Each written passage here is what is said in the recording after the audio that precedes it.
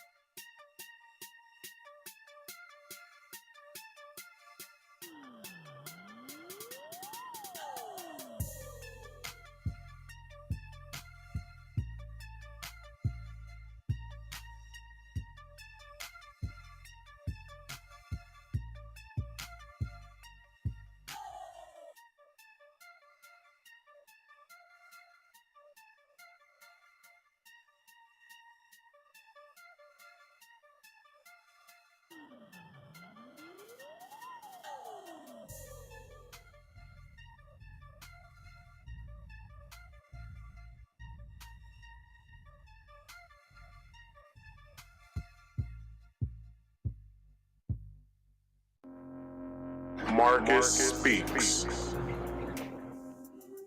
What up, everybody? Welcome to another episode of Marcus Speaks Live. I am your host, Marcus.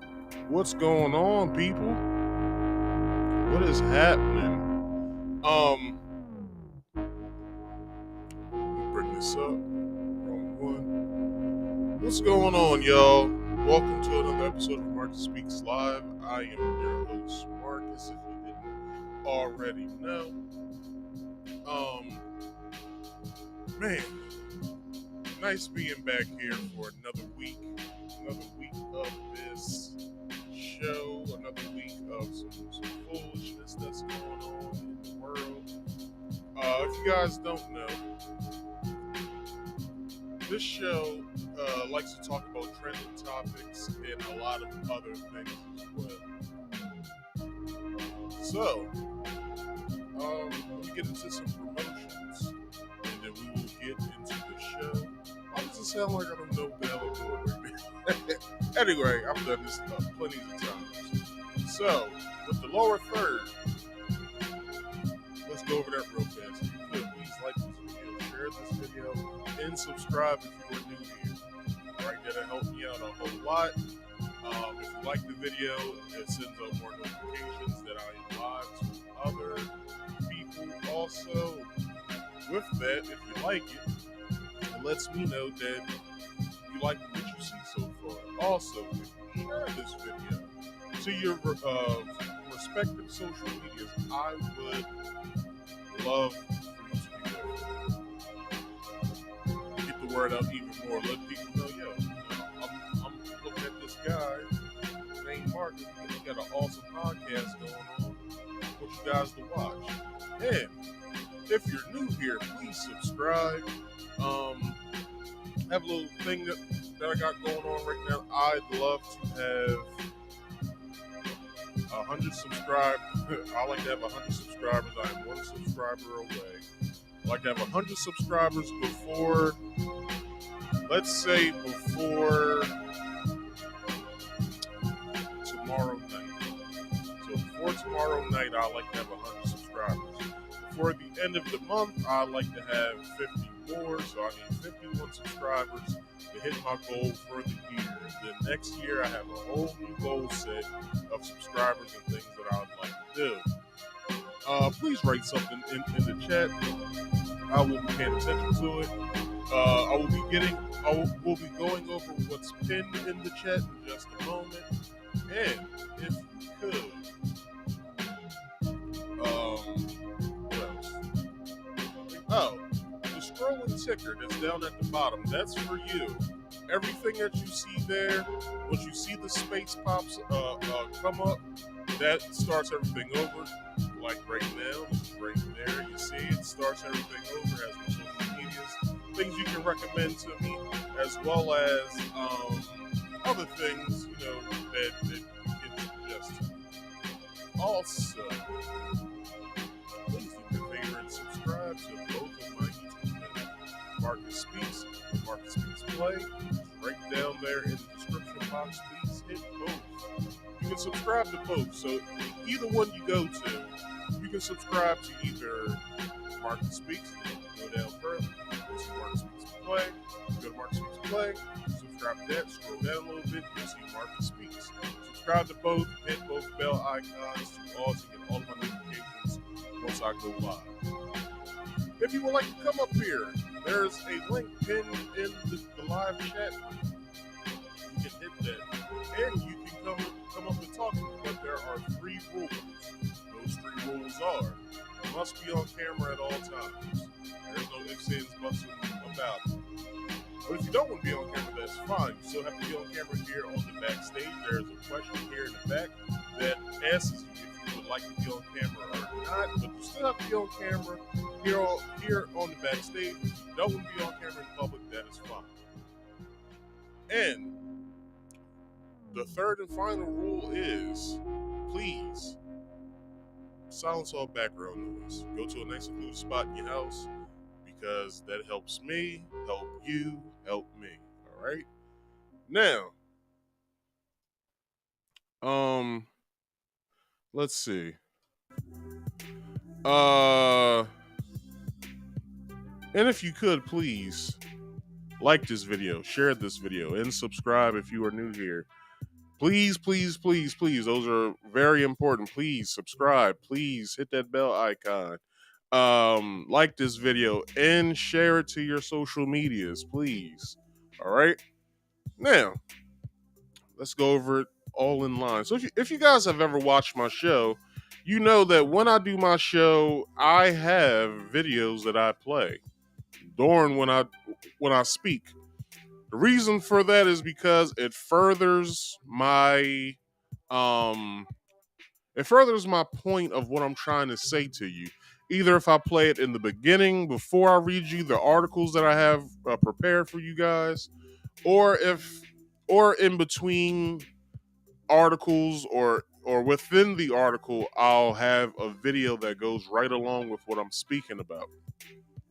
Reason being for that is because I want you guys to understand exactly what I'm saying.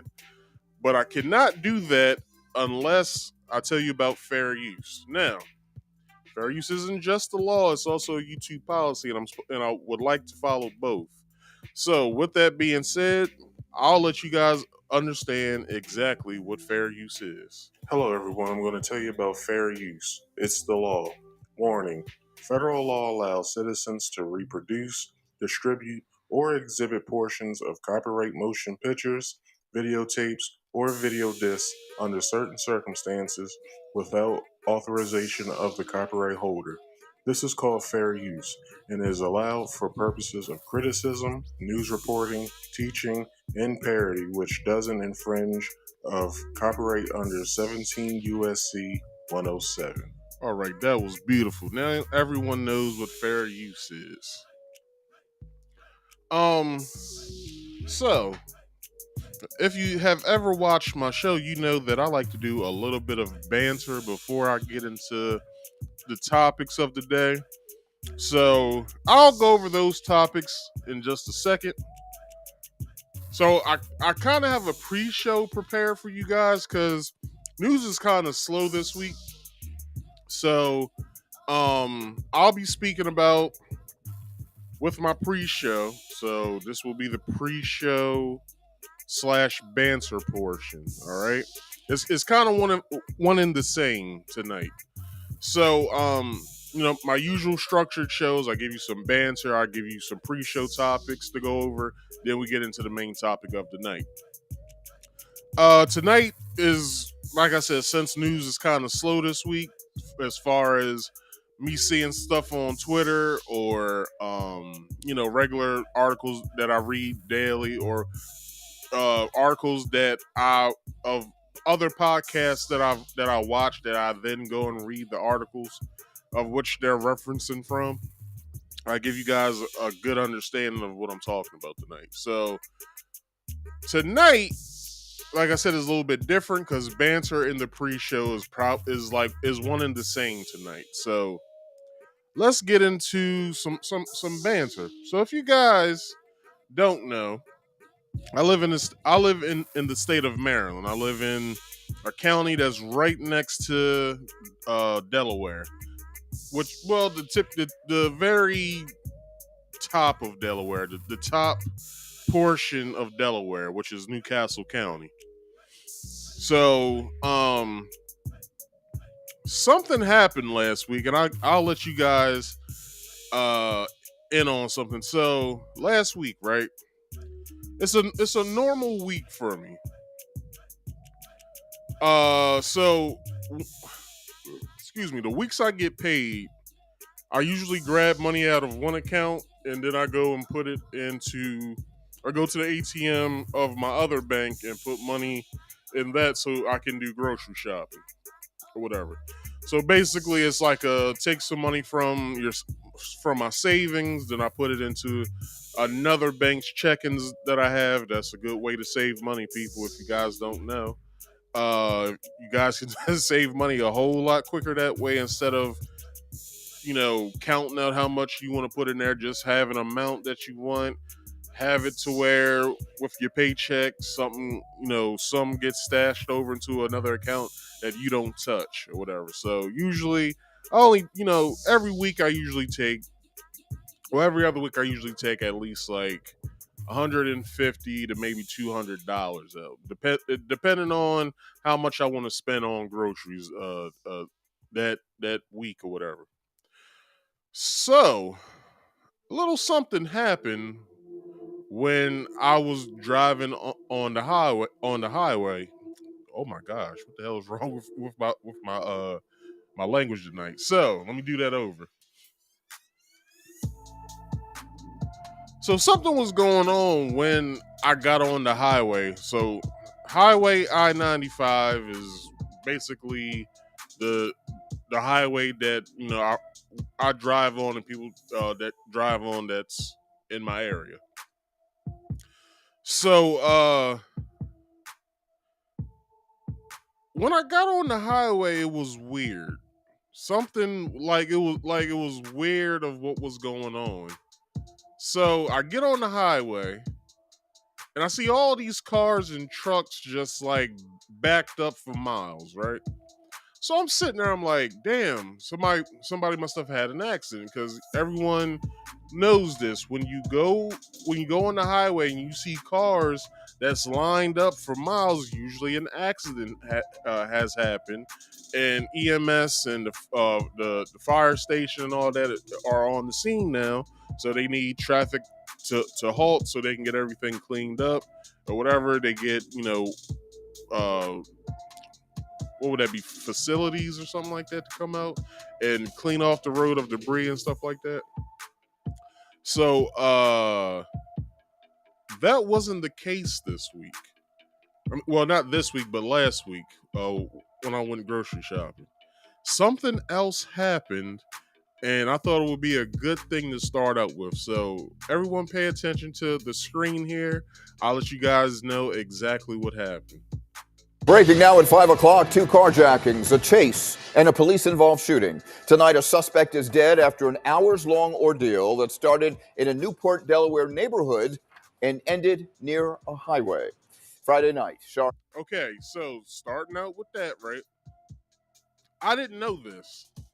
So the whole time, I'm like, word, this is what happened? Like this is like later in the day I find all of this out. So the way I found out, I don't have the video because they took that video down. I did have it saved on my Facebook, but I'm guessing Facebook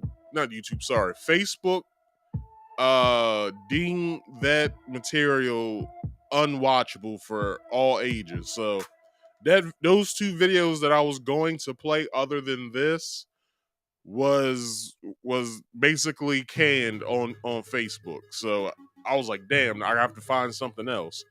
So I'll let them explain to you exactly what happened. is off. Sarah Bloomquist is joining us. And the big story in Action News is the chaotic confrontation in Delaware that ended in a police-involved shooting. I-95 southbound just reopened after being closed all day. And here's what we know at this hour. It all began around 7:30 this morning in the 100 block of Air Street in Newport with a report of a suspicious person with a gun. That armed man then fled on foot. Shots were fired and a school bus was hit in the area of routes 4 and 141. Officers. Okay, so Newport is okay. So if you guys don't know, some of you probably do. Some of you guys probably live in cities. So with a city, you have other surrounding like towns around the city. So Newport is one of those towns that's outside of Wilmington, Delaware. If you guys know, Wilmington, Delaware is like is the city, one of the cities in Delaware, if not the only one. Well, not really, because Newark, Delaware is deemed a city, but it's kind of really not, in a way, sort of, kind of, not really. Like, it is, but it isn't. Whatever, right? So then you have Delaware, and then there's the city of Dover or whatever. So Newark, Delaware, and Wilmington is not too far away from each other. Like it's probably like a 15-minute drive if you live in Newark, Delaware. So I was entering the highway in Newark, right?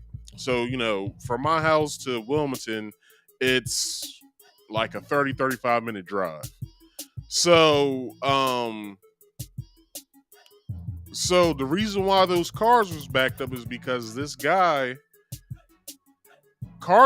first he shot some shots from a gun. I don't know what he was shooting at. The news doesn't really know what he was shooting at.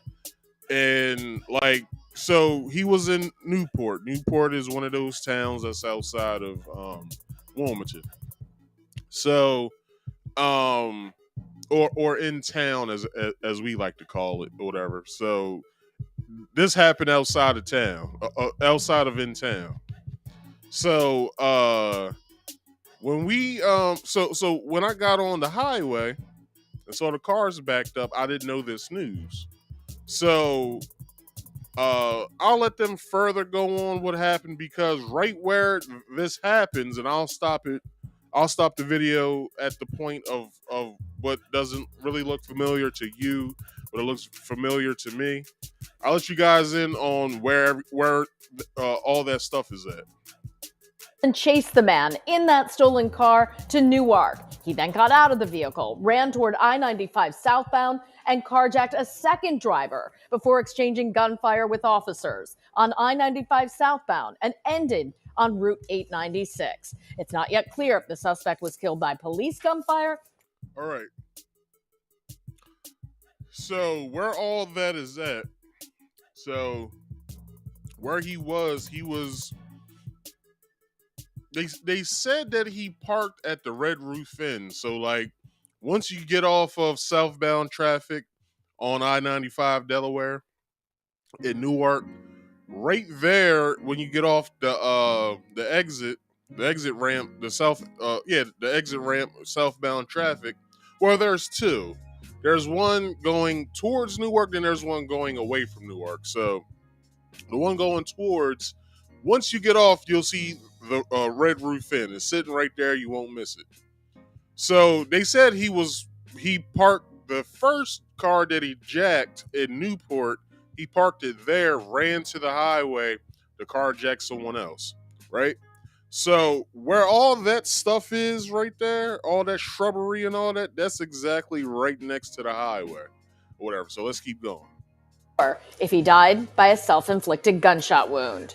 Well, tonight we spoke with students who were on the bus that was hit by gunfire at the beginning of the ordeal. Action News reporter Chad Perdelli is live outside Del Castle Technical High School in Marshallton, Delaware. Chad. Hey guys, obviously some frightening moments for those students on that bus. Fortunately, no one was injured, but we have video of the shots being fired and the bus being hit. It happened at Route 141 in East Market. This bus carrying 36 Del Castle Technical High School students stops at a stop sign, ready to make a right turn when shots are fired. 3 bus, one penetrating and lodging in the bus driver's armrest. The unidentified driver flees the shooting calmly and safely. As soon as she realized that something did occur, fled the scene in a very safe way and brought the students right to school. Newcastle County Vocational. Okay, so 1 second. So right where this intersection is, right where this intersection is. So I believe the bus was coming down the ramp from 141. 141 is like a branch off highway from I-95 in Delaware. So that gets you to Newport. It gets you to outside of Newcastle, Delaware, in towards Wilmington. Where else does it take you? You can take that to get to the outskirts of Wilmington to this other shopping mall called Price's Corner. So I believe that bus was coming off the ramp from there. So the bridge and structure and everything that you see at the top here, that's the highway. That's 141. So I believe they was coming off of 141. So where all of that is basically like a little ways down. You'll see a gas station. A little ways up is houses and stuff like that. And then if you go all the way down that road, it's a little shopping center or whatever. So let's keep going.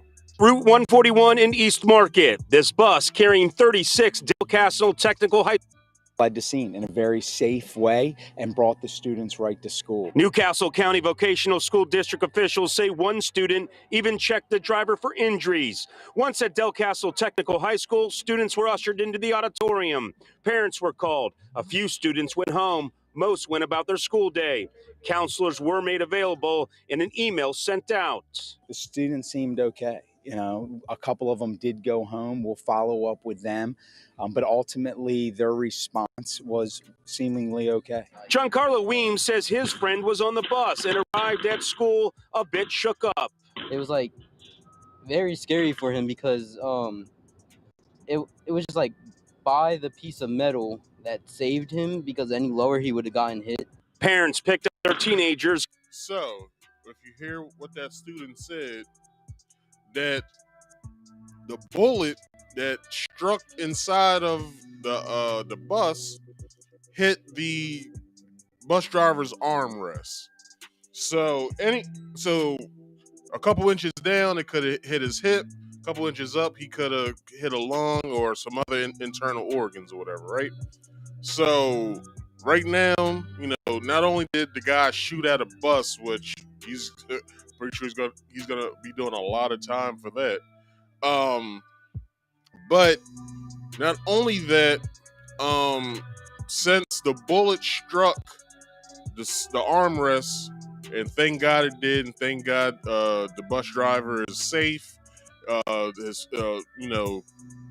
I'm glad that his family is safe as well as the students and their family and anyone in the Newport area who didn't get struck as well with any fragments or stray bullets or anything like that. So prayers go out to them for being safe and whatever. But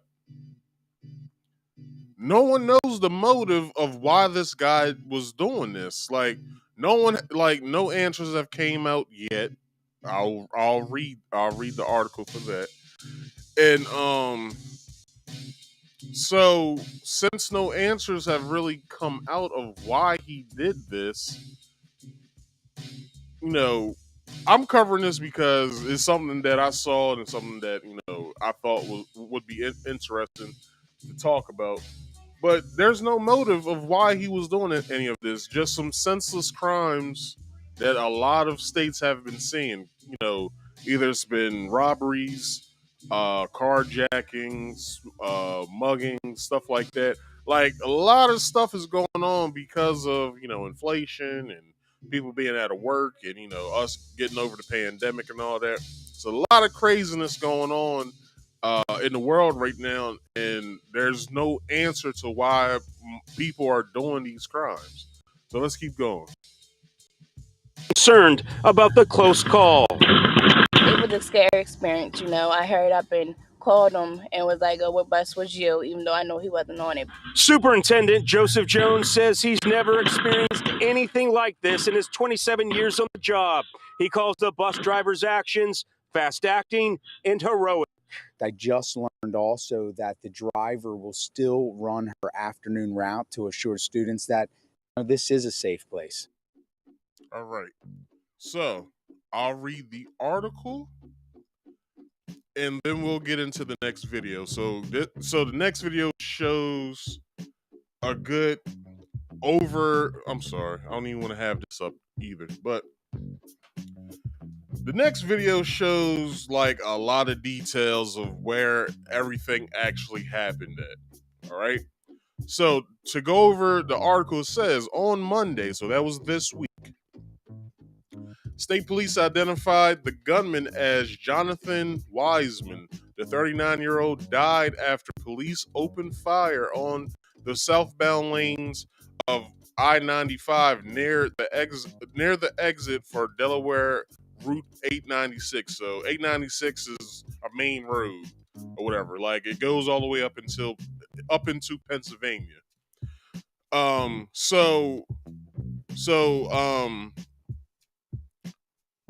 basically where it happened at, it's just like any other highway. You know what I'm saying. So you have the highway, then you'll see bridges or whatever. So those are usually main roads. So 896 is a main road.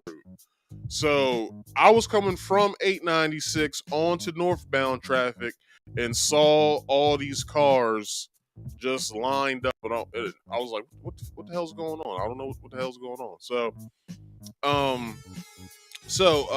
Southbound lanes of I-95 near the exit for Delaware Route 896 and the Delaware Welcome Center.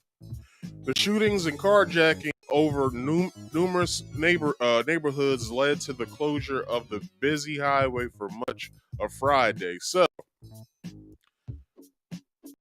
it was backed up so bad to where even my town got flooded with traffic from the highway, because most people who live in my town, they go to work in Delaware. Most people do. Most people from Pennsylvania, they come and work in either Delaware or here in Maryland in my town.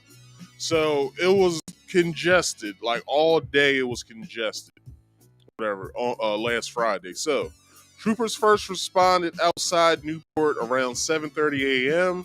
for a report of an armed gunman, said Delaware State Police said last week. So all this started at 7:30 a.m. I didn't get on the highway until probably about 8:30, 9 o'clock or so. So it was still backed up an hour and a half later. So, excuse me. Let's keep going. Police said the man fled, then pointed a gun at troopers during a foot pursuit, and gunfire ensued. During this encounter, an occupied vocational technical school district bus was struck by gunfire at the corner of Marshall Street and Market Street. State police said in a news release there were no injuries reported on the bus. So the gunman then ran off to the area of Route 141 and Route 4, so Route 4 is in Newport. So 141, one of the exits in Newport go to Route 4, which is a main road in Delaware. It's kind of like a back road as well too, but it's a main road or whatever. So where he unsuccessfully tried to carjack a driver before carjacking someone else and driving off, police said. Troopers gave chase, and there were additional gunshots fired at this location, police said. A lengthy pursuit then weaved through Newcastle and Newark areas. So Newark's a big area, split up into probably like 2 or 3 parts or whatever. So Newark's big as fuck. Like in the state of Delaware is big as fuck. So what a lengthy car.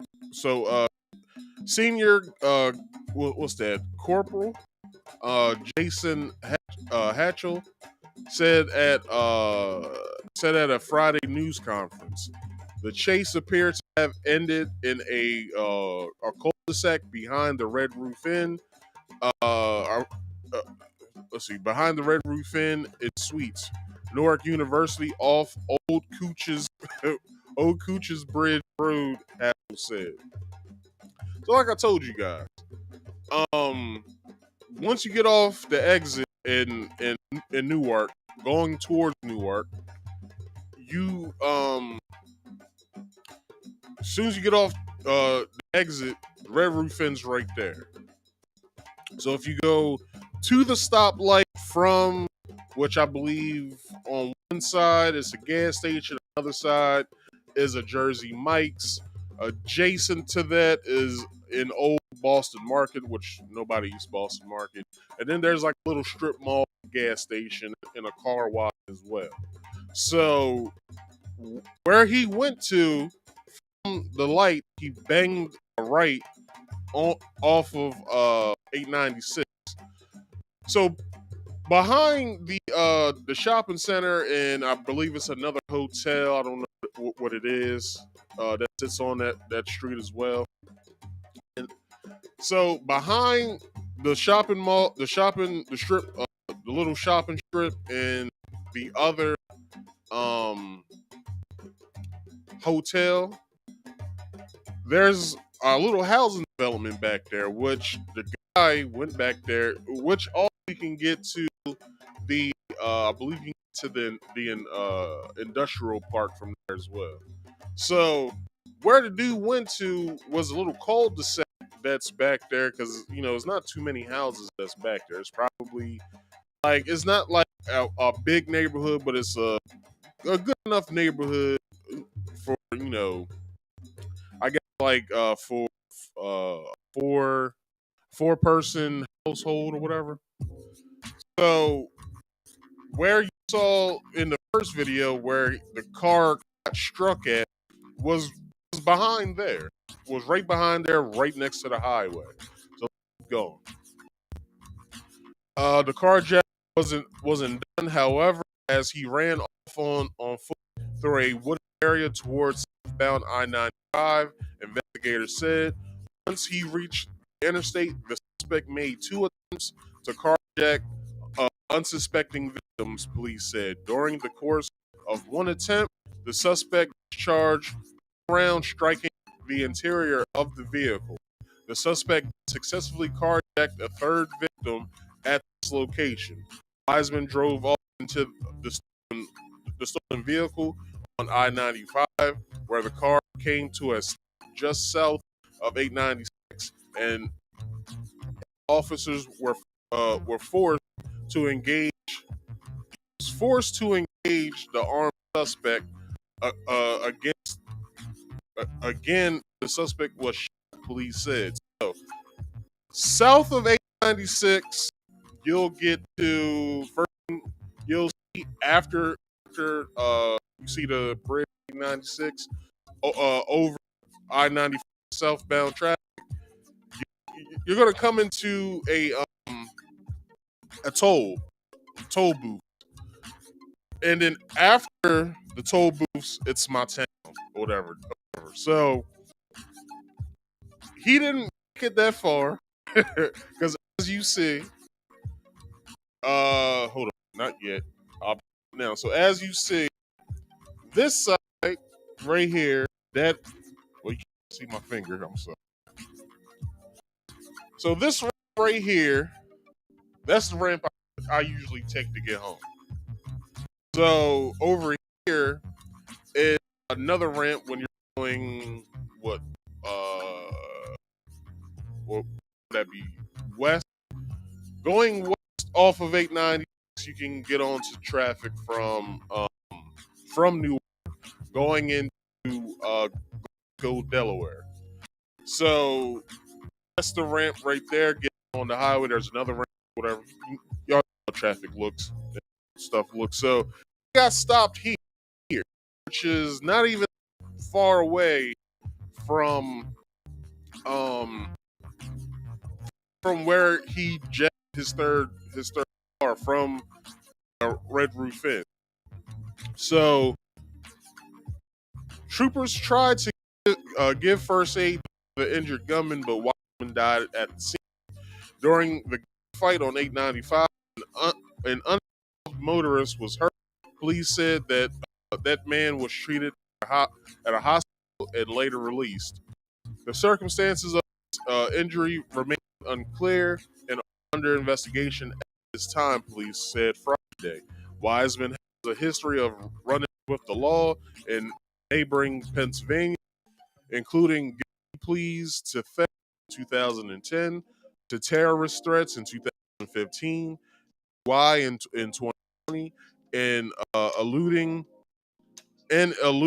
officer in 2020, according to online court records. He was sentenced to a mix of confinement and probation for those incidents. Skyforce 10 hovered overhead shortly before 9 a.m. See several police vehicles blocking both directions of I-95 in the New York area. Sorry, y'all. Yellow police tape stretched across the road, and investigators seemed focused on vehicles stopped in the middle of the road, including a sedan of which he stole. I-95 northbound, 95 southbound in the area of 896 will be shut down for an extended period, which was over the weekend of last week. The interstate was reopened by Friday evening. We truly appreciate the public's patience as we continue gathering all details. Police tweeted, anyone who may have witnessed this incident has video surveillance. Please contact Sergeant each by calling 241 73 hold on 2703 or send a tip to DE Crime Stoppers at 1-800-TIP 3333. All right. #95 Chase. So that's the article, and I will show you guys this.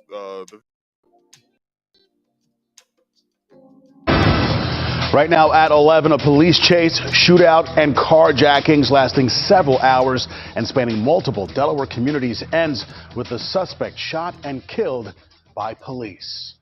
Good Friday evening. I'm C.E.O. Yuki and Jessica have the night off. The large and lengthy investigation is ongoing in Delaware this evening, but it all began around 7:30 this morning in Newport when police received a call about a suspicious man. What followed was chaos, which ended late this afternoon in Newark. Eyewitness News reporter Alicia Roberts walks us through it all and has the very latest.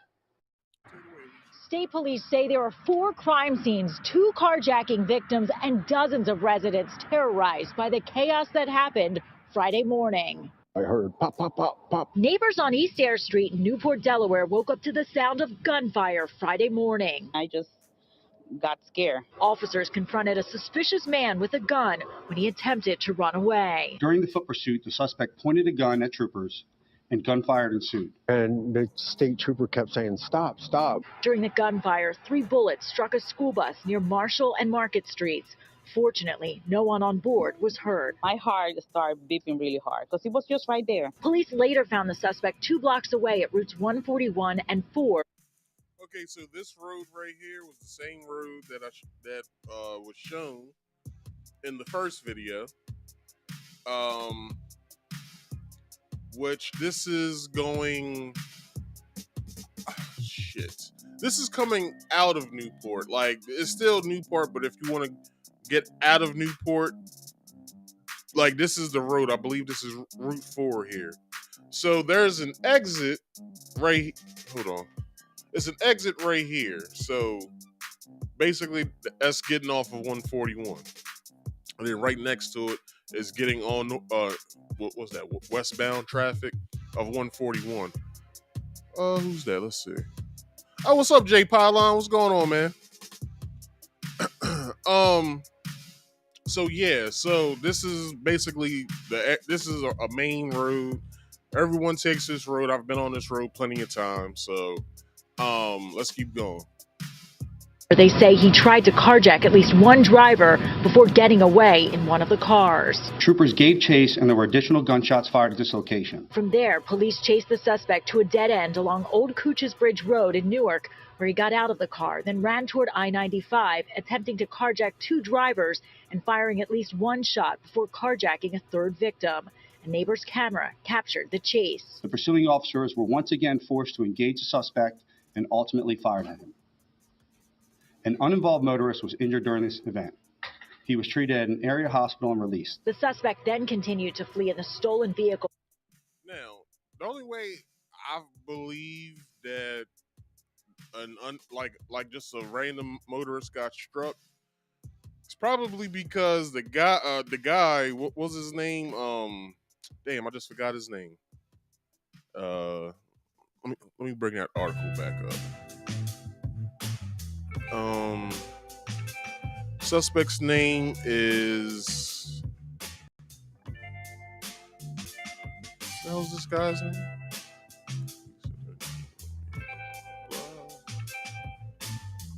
Jonathan Wiseman. So it probably came from when Wiseman shot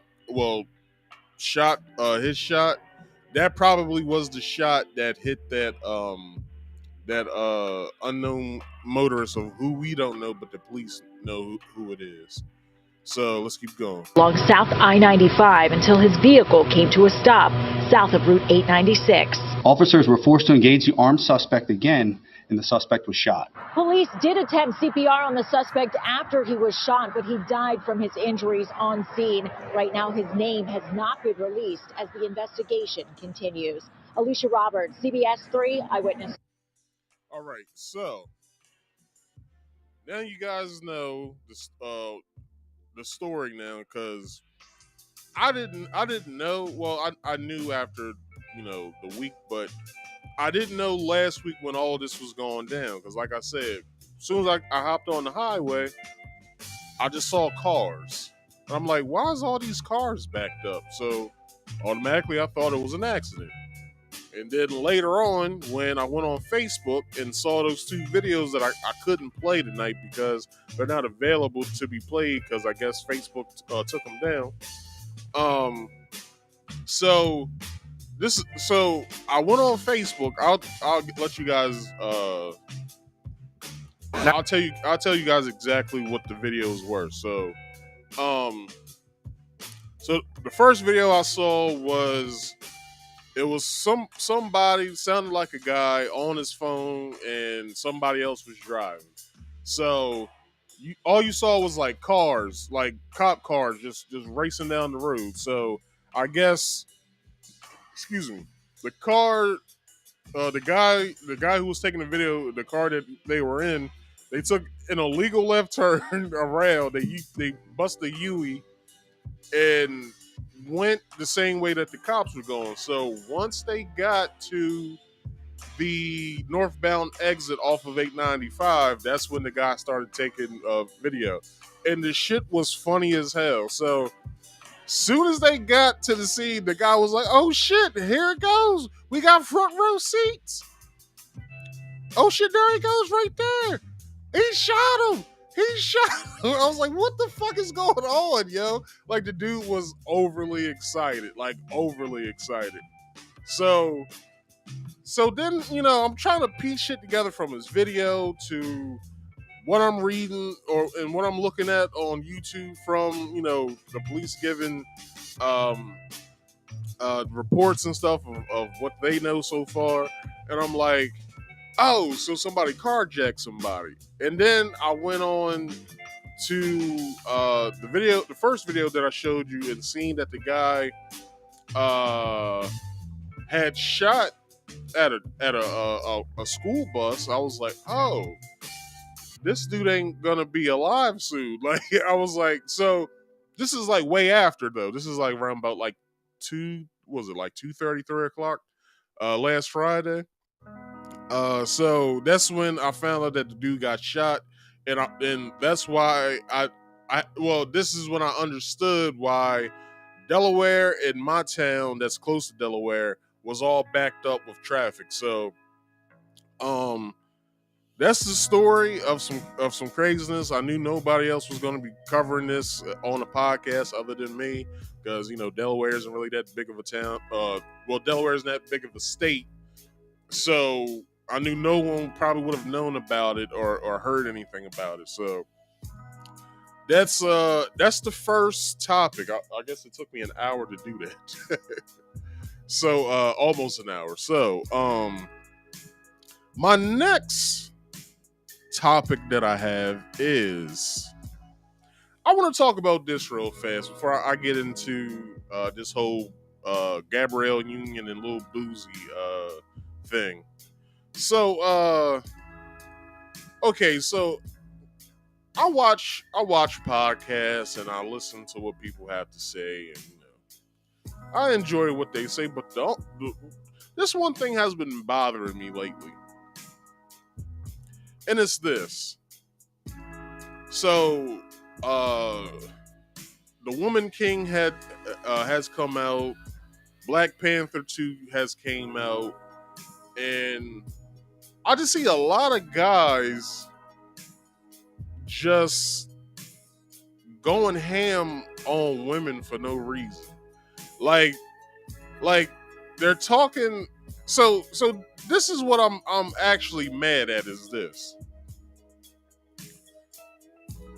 People are talking realism to fantasy. Like, people are saying, well, in like the Woman King and Black Panther, like, how's it that a woman that weighs 120 pounds soaking wet, how the hell is she beating up a man's or whatever? And it's like, what? You talking about a movie? Or they'll say, you know, these movie producers are fucking up black male, or not only black male masculinity, but masculinity in general. And it's like, through a movie. So you saying that a 2-hour movie diminishes male masculinity in all of its forms? Like, are you serious? So I've been listening to this shit for about a good month now. And I'm sitting there like listening to all of it, and I'm like, this makes no sense. Like, how are you comparing realism to something that could never happen to fantasy of which it could happen or it does happen? Like, yes, in Black Panther and the Woman King, women were whooping men's asses. Yes, they were. But that's fantasy. Realistically, the Woman King was based off of true events. And yes, the homie tribe was the women warriors were fucking Frenchmen and all kinds of men up, but you gotta remember, they also lost as well. Realistically, they lost. Historically, they lost. But you're looking at a movie which is fantasy, and you're comparing it to realism. It makes no sense. And I'm really tired of listening to these people talking shit about fantasy. It makes no damn sense. Like, yes, we do know that there were women warriors in Africa. We know this. But let's take Black Panther. The what are they called? The Dora Milaje, which are fashioned from the Dahomey tribe, right? That's where I guess Stan Lee and Jack Kirby got their idea for Black Panther and his kingdom and all that, right? So we're looking at fantasy of women protecting kings and queens, which in the fantasy part of Black Panther, they've been doing that for centuries. So we saw in the first movie that Okoye and I forgot the other woman's Nakia. They were whooping ass in the first movie, alongside of Chadwick Boseman as Black Panther. But how is that, like, to be honest, I see some of that shit in my town where women be whooping ass, and most of the time it be men. And I'm not saying that, they're actually whooping their ass. It's just that some men that I know, they don't hit women. So it's like they rather get their ass whooped than to have a gang of niggas fuck them up. But I also say this as well. We gotta stop trying to diminish like women in movie roles. Like this is what I got from Black Panther, right? Like from both movies. When the first one came out, I saw it opening day, and I loved the movie. It was great. But what I thought about it was, damn, this allows little black boys around the world to see themselves in a superhero or whatever as Black Panther. Not only just Black Panther, you had what, Falcon as well, but Falcon is kind of a lackey or whatever. You know what I'm saying? He's Captain America's lackey, and now he's Captain America. So, some black families in the nation, they're staunch, patriots. So that gives those boys as well, and some sort of representation of, yes, I can be Captain America too. I can be, a patriot as well. Then, with Black Panther, that gives more black boys, yeah, I can be a superhero. I can don the Black Panther costume and be a superhero as well. This is what I got for Black Panther 2. This puts the little girls in it as well. Oh, I can be Black Panther now too. So not only can my big brother be Black Panther, I can be Black Panther too. Like, give these little kids a chance to be kids, yo. Like, quit trying to be like, well, oh, that'd never fucking happen. A girl could never beat up a big muscle-bound man. Look, fellas, we all know we got a weak spot on us. It's called our nuts. If we get kicked by anybody, even if we graze our nuts, we act like little bitches. Like, let's just chill. Let's just chill on the fantasy portion of it. Give the kids, which this is what these movies are made for, mostly are kids. They're family movies, but they're mostly directed towards kids because they want to sell toys, they want to sell other merchandise such as like birthday balloons and all kinds of other stuff. So allow the kids to have their time with these characters. Like, quit trying to put realism onto fantasy. It makes no sense. It doesn't mesh at all. So let's just chill out. Let's take a breather. Let's allow ourselves to be like, it is just a movie. So, if this really happened in real life, it probably would never happen. So let's just take Black Panther, the Woman King, Wonder Woman, Black Widow. Let's take all of these characters in consideration, that it's built upon fantasy, not realism. All right. Now, to get on with that, if you guys don't know, where am I at? Let's see. Okay, boom. Brittany Griner came home last night due to the worst swap in American history. What's going on, BD? Due to the worst swap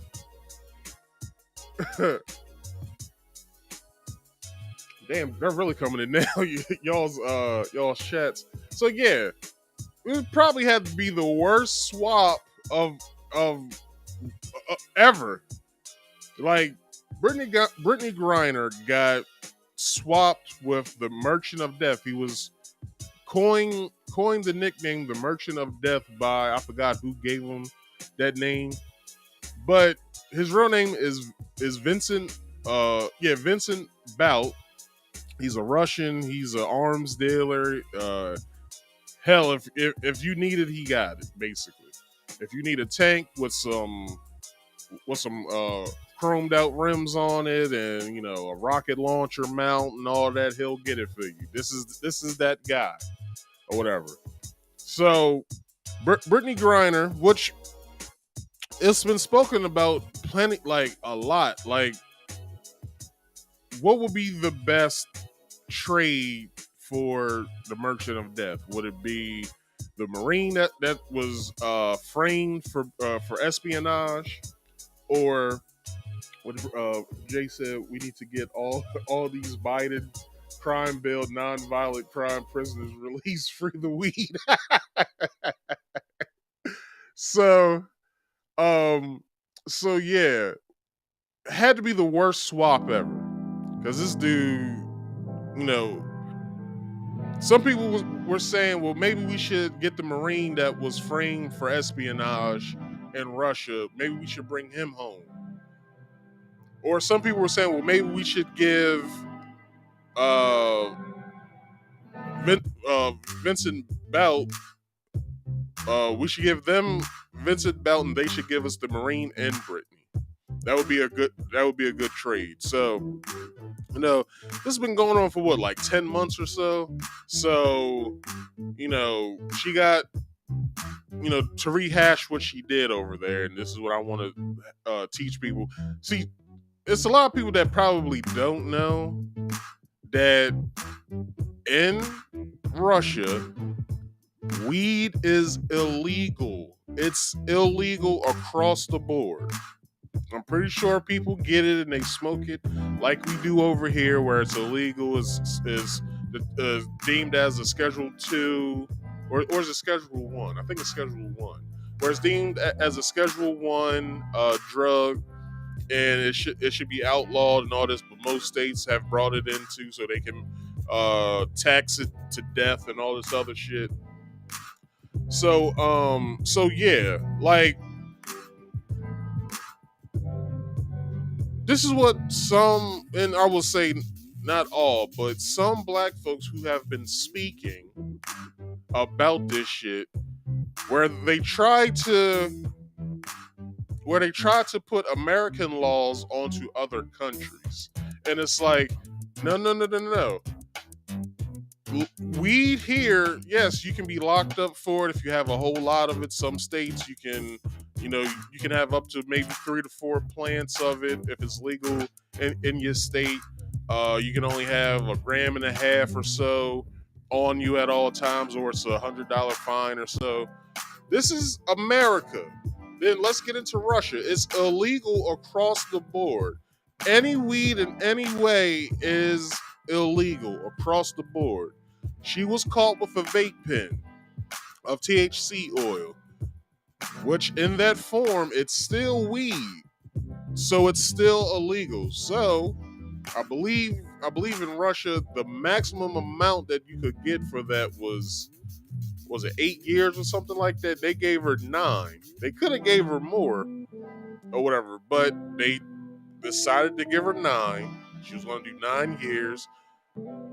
Then she was shipped off to a penal colony where no one was to find her anymore until her sentence was done. And then Biden somehow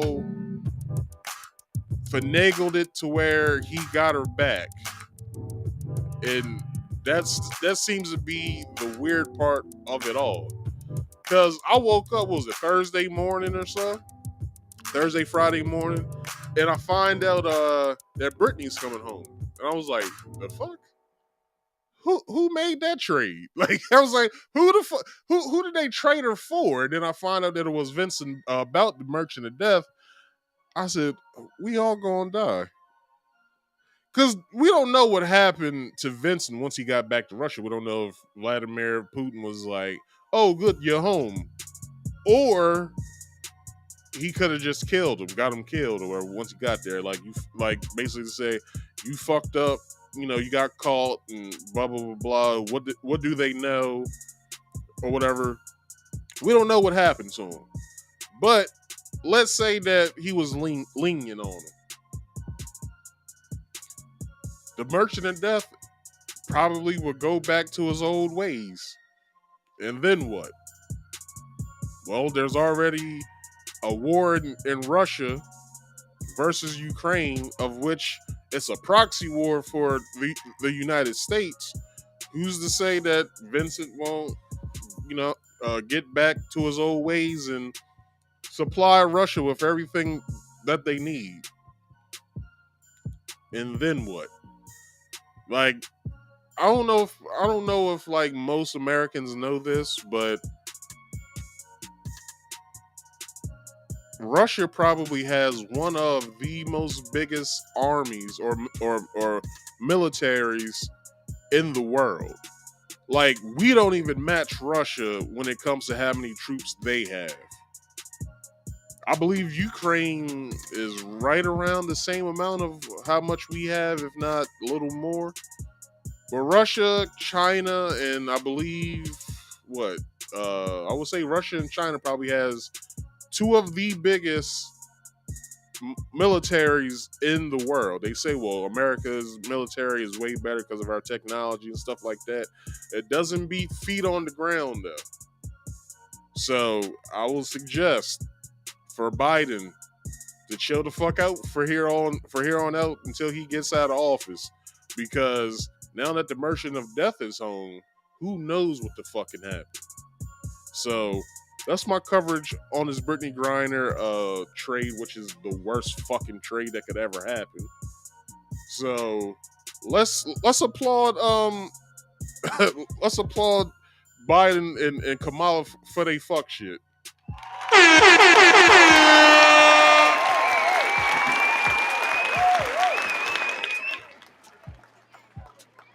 The stupidest fucking trade I've ever seen in my life.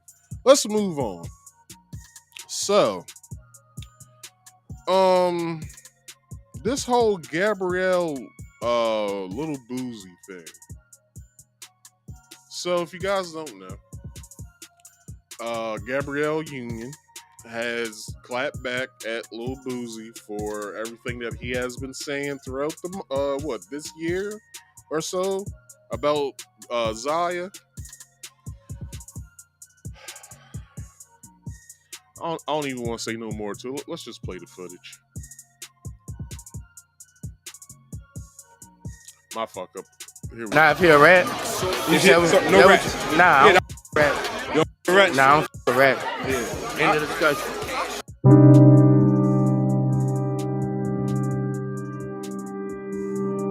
Okay, so I'm guessing. I guess this is what happened. So Gabrielle was on a show. So the host brought up, what does she think about what Lil Boozy's been saying online about Zaya Wade? So after Gabrielle Union said what she said, Lil Boozy went on Twitter and he started tweeting. So I'm guessing some of his tweets that he wrote was, "Woman, you better leave me alone. How dare you challenge a ghetto hero's manhood? You wrong. Shake my head." I should do it in Lil Boozy's voice. I'm saying, dog, I don't have the time for that's not a good Boozy anyway. For this, I'm trying to have peace. Peace in my life. Peace in my life and stay alive. I guess I don't know. Free the political prisoners in the U.S. too. You goddamn right. Let's see. LOL. The whole world know I love women in the world. Know your husband. Love D. I hope you don't think blacks look at y'all like a powerful couple or a power couple. They don't. I had refused to talk about y'all in interviews, and here you go. He spelled here wrong. He spelled here HEAR instead of HERE. I don't know. Anyway, go bang him with that D and wait on a script. You little white girl. All right, let's keep going.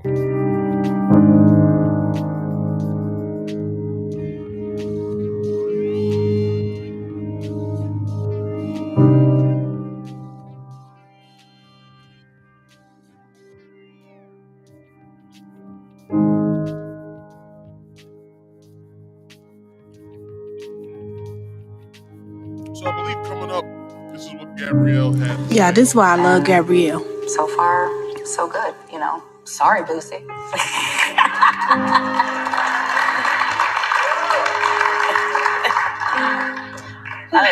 He's so preoccupied. Yeah, he is. Very much almost like thou dost protest too much, little Booze. I'm gonna look. You got a lot of dick on your mind. I mean, it's like that out there. It's like Zaya and Lil Nas X live in his head. Rent-free. Like what? It's like, sir. Something you want to just go ahead and tell us. This is a safe space. No, for real. Now, listen. Let me say this.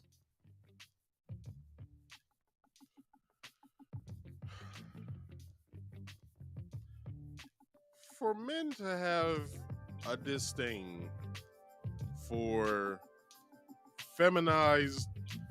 other feminized men, if not feminized little boys, for us to have a disdain for that does not make us gay. If anything, we're trying to help, if not save, these people. But we know that some of these people, that's what they want to do, so we leave them alone. But the only reason why Boosie has his mouth, well, I'll do a change of words. Shit was about to get weird just a minute.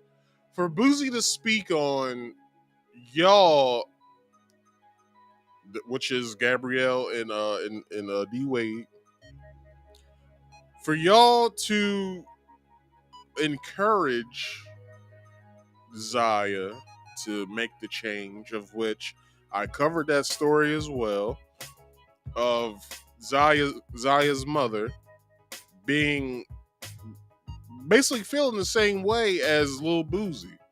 She doesn't feel as Zaya's mother doesn't feel as though that Zaya should be making the choice of changing her gender this early. She's only 14, 15. So it's like, why is it that you guys are encouraging her to do it, knowing that it can hurt? Lil Boosie got the streets respect. You goddamn right. For Boosie to be speaking on this is because he actually gives a damn of what Zaya's future is going to look like. Next to y'all are encouraging Zaya to do this, which doesn't make any sense, because if you look at it through Boosie's eyes, now Boosie, both his eyes is a little dark, so anyway, you gotta look at it like this. Boosie gives as much of a fuck about Zaya as y'all do, if not more, because he doesn't seem as though that is right. Now, if she chooses to, let's say she chooses to change later on, but she's taken the hormone therapy and or made the change, and she feels differently about it, let's say maybe 18, 21, 25, maybe 30, her life will be destroyed by that time, because she's already taken the hormone blockers, which I believe, I'm not a doctor, but I believe that's reversible, the hormone treatments. But if you allow her to change her gender surgically, but she wants to be a man later on, then that will be on y'all. That will be on both you, D Wade, and you, Gabrielle Union, for encouraging her to do that. Now, I can understand if she's like 18, fresh out of high school, and maybe she is this big star, and maybe she is still feeling like I still feel like a girl, I'm still I guess gay or whatever, I still feel as if I'm a woman, then cool, that'll be fine, but not right now. That's exactly what her mother is fighting for. She put so many halts to, I guess, the case or whatever, because I don't believe she has full custody. I don't know if they share custody or if she has 25% custody and then D Wade has 75% custody. I'm not too sure about their life. I really don't care. I'm just reporting on the story.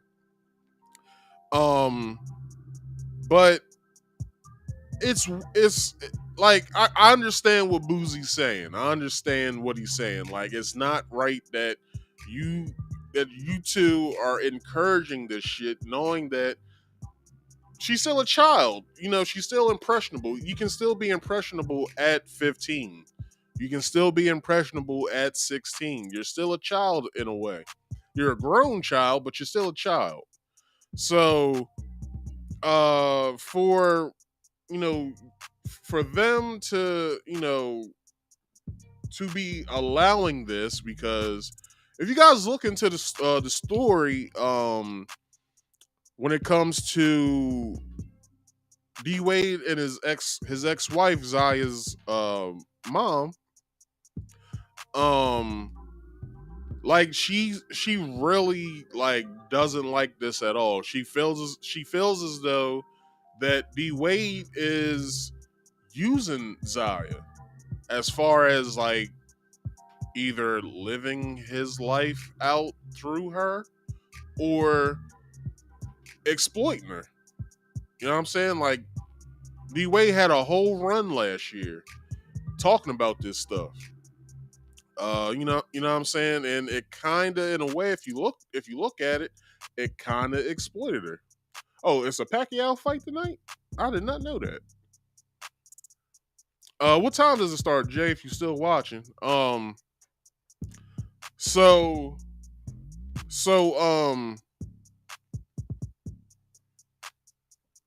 where was that? Hold on.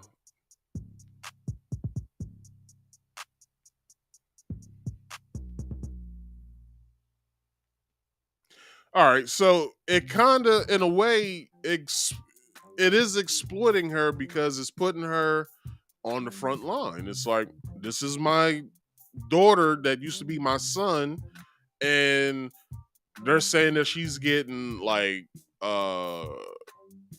money to be a model in certain ads. Disney has reached out and wants to work with her and stuff like that on, I guess, like a show or something.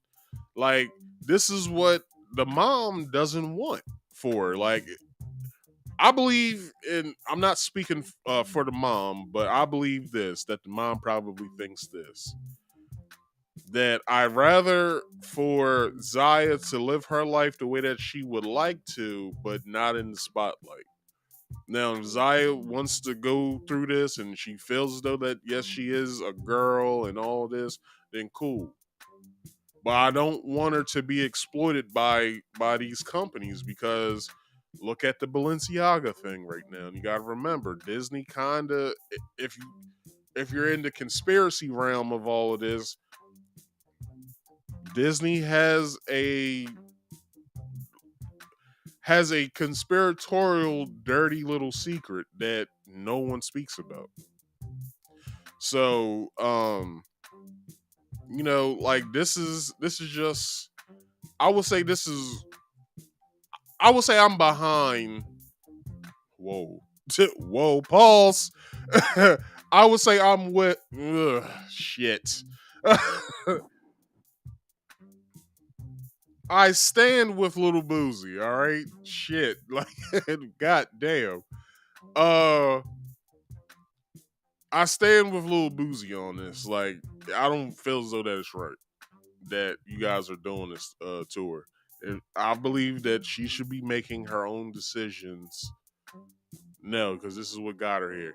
You guys should be being a good father and a good stepmother to at least hear her, like, I feel like this, and you guys go, okay, cool, that sounds fine, but what if this? You know what I'm saying? What if you feel differently later? This is where y'all should be steering this child to. Like, we're cool with you doing this, we just don't want you to be hurt. It's more so, it's like, well, what D-Wade was saying, I didn't know, and in my life I felt like this and that, and it's like what?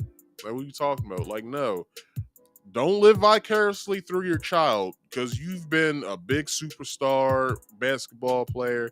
Gabrielle, you've been a semi-good actress or whatever. Like, you know what I'm saying? Like, it would have been messed up if in this little tiff between y'all two, Gabrielle, if Boozy brought up something within your past that you don't really like about what happened to you in your past.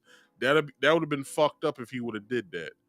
So I see where you guys are coming from too. Y'all feel as though that is fucked up that he's talking about Zaya, but just look at it through. Just look at it through what a father is looking at. Like a father that's not really going through this. Look at what a father is looking at this. Like a father doesn't really think that this is. Well, a father that has masculine sons. A father that has masculine sons is probably looking at this like Boozy. Like, I don't think this shit is right. Like personally, I wouldn't allow that in my house. I'm just saying, like,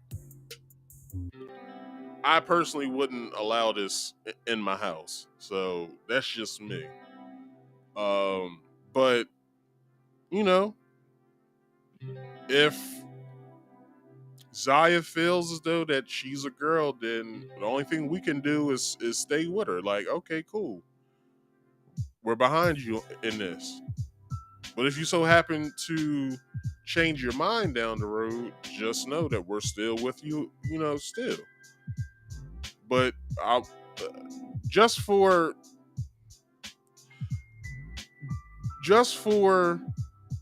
Zaya's sake, for both you and Gabrielle and Wade, just put yourself in a 16-year-old boy's head that wants to transition to a girl. Just put yourself in his shoes.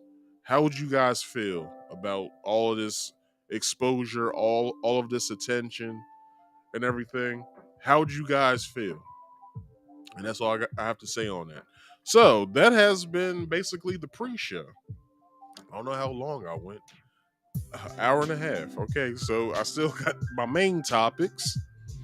So, quick overview of the main topics of tonight. We'll be talking about crypto CEOs and founders suddenly dying mysteriously, and Elon Musk fears for his life after releasing the Twitter files. So, everybody, let's get into this. So I got this first article from Newsweek. So if you guys don't know,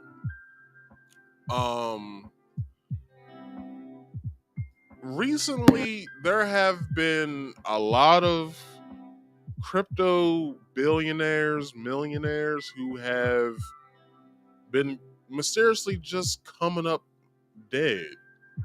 And most of them are young men, like young men that's in either their early to mid 20s. And they're just suddenly dying somehow. And there's no explanation of how this shit is happening. So let me direct you to this video real fast. He explains in some detail, and then I'll have this article waiting for you guys of what's going on. So here we go.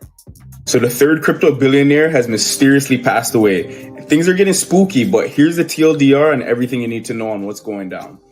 So first, we had Nikolai Mishugin. Forgive me for mispronouncing his name. He was the co-founder of a protocol called MakerDAO and one of the most popular stablecoins called DAI. And he was found dead around Halloween, where he was mysteriously found dead at the shore by sea. A surfer ended up finding him.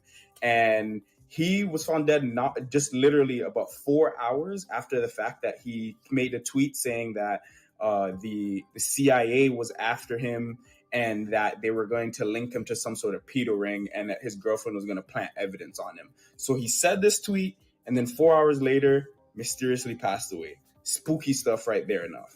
So then from there, as if that couldn't get creepy enough, literally about like a couple weeks later, we had another crypto founder based out of Hong Kong. His name was Tietin Kalender. I'm sorry once again for mispronouncing his name. I don't want to do ill justice by the dead, but forgive me for that. He was found dead in his home in Hong Kong.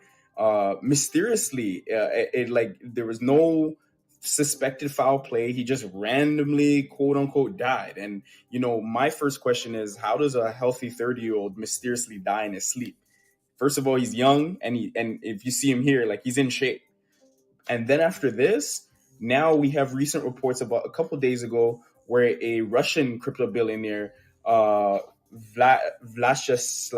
Taran, forgive me again for mispronouncing the game, and he mysteriously died in a helicopter crash. And the weirdest part about the whole situation is that the passenger who was supposed to go with him mysteriously canceled last minute. And to make it even worse, there were no, adverse conditions. Skies were clear. There was no extra wind. And these people are just mysteriously passing away. And it's crazy because, at the same time, a lot of this stuff seems like foul play. We don't know exactly what's going on because, unfortunately, in the crypto industry, there has been situations of people faking their death in order to get away from certain things. So while most of this, you can make your own conclusions, and if they are, which Nikolai is definitely deleted. Like, he was definitely deleted. Like, they found his body, and same thing with the Russian guy, and Titian.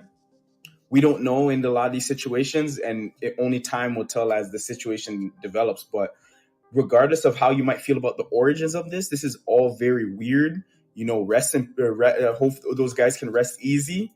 But man, it's getting spooky out there. But let me know what you guys think. Or you think that this is foul play? You think that these guys are faking it? Do you think that this is just like, one big conspiracy? Who knows? You tell me. Once again, it's been A-Cole, the Culturepreneur. I'll see you later. All right. So, that was a lot to take in, wasn't it? So, here's my first story of the night. News of the deaths of two major cryptocurrency CEOs, which you can see right here. Which I always forget that I have pictures and I never show them. So here's the trade, the worst trade ever between Brittany and Vincent. Then Zaya Wade, the Wades and Lil Boozy, and now we got the crypto billionaires. So we've been just mysteriously dying, right? So in 1 week has fueled a spat of conspiratorial claims and narratives purporting sinister links between their passing and that of other billionaires and multi-millionaires from the industry over the years. Titian Kulander and Vladislav, or how you say this guy's name? Vladislav Taran, who both died within the past fortnight, had fortunes estimated to be worth billions of dollars and are now at the center of new conspiracy narratives on social media. Despite limited to no evidence that either died as the result of a plot against them or other foul play. It follows only a month after millionaire cryptocurrency developer Nikolai Mashian, I guess is how you would say it, 29, drowned in Puerto Rico. Their passing prompt some people online to search back to other mysterious or unexplained deaths and disappearances again, with little to connect the individuals beyond the source of their wealth. Now, this little thing that it's a saying that I like when Canon Hotep says it. So Canon Hotep, if you're watching, I love when you say this. Basically, this is what was going on. They were no longer with us before they They were no longer with us long before they were supposed to be no longer with us. So this is what's going on. So all these people are just dropping dead mysteriously. No one knows the reason. No one knows why. No one knows if they had some other health things going on. They just been dropping dead just out of nowhere. Now, some countries, such as the United States and whoever is part of the G20 or whatever, or the G7, they're not really too fond of this crypto shit. So much so to where they are creating their own centralized banking. Hold on, excuse me. It's called the CBDC, so centralized banking digital currency. So it's already out there. They're doing a 12-week pilot program. I spoke about the inception of it being developed at a university in Boston. I believe they called it the who's on the $20 bill? Is it Jackson? I don't think it was called Jackson. Oh, it was called the Benjamin Project after Benjamin Franklin? So it was called the Benjamin Project, of what they was creating this like cryptocurrency that was in house. They was trying to figure out how it could be traded or how it could be spent. It was just tests that they were doing in this university in Massachusetts. So Biden signed a bill sometime this year that would okay a CBDC, of which we're almost headed there. Now, with this happening, and with crypto being like the center point of some people's talking points of how how great it is. Like, I don't know too much yet. Like, I would love to know. I would love somebody to teach me cryptocurrency and like how to do it and stuff like that, because I want to at least get good at that, just in case some shit happens with the with the American dollar. I want to at least have some sort of asset off to the side to where I could spend it however the fuck I want to. But I need help in understanding this. So if anyone is out there, anyone who is watching that knows about crypto, what to do, I need a full scale lesson on it. All right. Now, then we get here. We get to most of these, and these aren't the only ones. These three men that I have right here on the side of me, these aren't the only three that have died mysteriously. So let's get back to the article. So the hold on. The validity of cryptocurrency is various adjacent scandals, and it's touted utility as a decentralized alternative to traditional banking, to traditional banking systems, with vast potential for money laundering, has invited dramatic conversation and wild theorizing, even when evidence is either lacking or non-existent. Reports of any new deaths these conversations show are ripe from exploitation by the conspiratorially minded. With this in mind, Newsweek explored the history building up to recent events in an attempt to pick apart some of these threads. So, first person that we have up is Nikolai. The first among the group of notable crypto. Let me enlarge this picture real fast. So the first among the group is Nikolai, notable crypto entrepreneur who died this year was Nikolai Mushigan. Mushigan was, according to CoinDesk, an early developer of MakerDAO, described as the largest decentralized finance protocol, a type of financial technology designed to remove third parties and centralized institutions from monetary transactions. An article paywall by it's an article that you have to pay to read by a Costa Rican newspaper, El Nuevo Dia, published on the day of his death, stated that Puerto Rico Puerto Rico police said Mushigan was swept away by sea currents on Condado Beach in San Juan. According to a police report, the incident was reported at 9:15 a.m. when authorities were alerted that the man, identified as Nikolai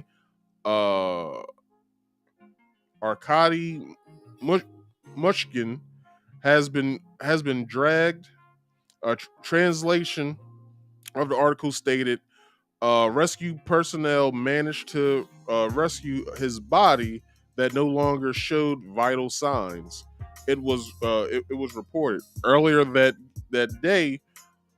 Nikolai published a paranoid message purporting threats to his life on his Twitter page, of which Nikolai states, CIA and Mossad and pedo elite are running some kind of islands. His last tweet stated, "They are going to frame me with a laptop planted by my ex-girlfriend who was a spy. They will torture me to death." This is his words, people. A follow-up on November 9th, 2022, New York Post stated that San Juan police had confirmed to the tabloid that Mushigan's death is still under investigation but is not considered a homicide at present. November 4th, 2022 article by crypto news site Decrypt also claimed its journalists had obtained San Juan police records that indicated investigations had found no evidence of foul play. Police found no signs of violence during a preliminary examination of Nikolai's body, though he did suffer a small laceration to his skull. Now let's stop there. Now, that laceration could have been done by, rock that was in the ocean, or maybe a curious animal probably could have got up on him and tried to, bite a piece of him or whatever, and saw that, it's not edible, so it got away. Or, if we're going to get into conspiracies, or somebody could have hit him over the head with something and then flushed his body down the ocean. But we don't know this information. I'm sorry, y'all, about my speech tonight. I have no idea what the fuck's going on. Normally don't stutter as much. I usually have it contained, but yeah, we have no clue of how this is happening. Now I'll go on. Nikolai had previously posted other tweets about a fraud cartel targeting him, among other conspiratorial tweets. However, following his death, friend and crypto billionaire Brooke Pierce told the New York Post his mother clarified that his death had nothing to do with his conspiracy tweets. He was a beautiful man and a child at heart. He was also an incredible visionary. I don't call people brilliant very often, but Nikolai was brilliant, and brilliant people sometimes walk the edge of insanity, which is sort of true. We see what's going on with Kanye. The article also says that Pierce came to believe that drowning was neither accidental nor the result of foul play, hinting that it was self-inflicted. Intelligence agencies are not hunting down crypto pioneers, Pierce told the Post. But we don't know that, though. If nonetheless triggered other tweets from the crypto community expressing suspicions of foul play, sources also told the New York Post that Nikolai suffered from mental illness, had seen a psychiatrist, and noted that he smoked a tremendous amount of cannabis. Now, okay, now if he smoked a lot of weed, then that will result to his paranoia. All right, I'm just saying. You know, I know a lot of weed smokers. Most of the time, they be going off edge as well. They be like, "Yeah, I feel like blah blah blah." It's like, yo, you need to chill the fuck up. You need to quit smoking so much weed. But I'm just saying, maybe his it's a 50-50 toss up. We don't know. Maybe he was just paranoid, or he was telling the truth. We don't know. You know why? Because Nikolai's not here to tell us. He's not here to tell us if it's true or not. We don't know where that laceration came to. I mean, we don't know how that laceration got on his head. We don't know how it happened. Like I said, I gave you some scenarios. Could have been his body being hit up against rocks that's in the ocean, or curious, sea creature probably wanted to take a bite, saw it wasn't edible, ran off, or he could have been hit over the head with something. Excuse me. So, Condado Beach in San Juan, where Nikolai's body was found, is reportedly dangerous too. A 2017 article from float suit manufacturer Wartime Inc., titled "Drowning Crisis on Puerto Rico Beaches," stated, at Condado Beach, a favorite tourist destination, there is at least one drowning every three and a half days. According to Volunteer Nation, there is at least one drowning. Hold on. According to Volunteer Nation lifeguards, in an interview for the piece, head lifeguard Gabriel Swan said, "On a busy day, we can have 5 drownings. Technically, this is a high surf, no swim beach, so there are no lifeguards," he added. "But there are hotels on the beach and a party atmosphere, and people swim when though they shouldn't." A San Juan tourism guide states that Condado Beach is not safe for swimming or bathing. The water has very dangerous currents. Neither adult nor child should be swimming at Condado Beach. Like in the case of Marcia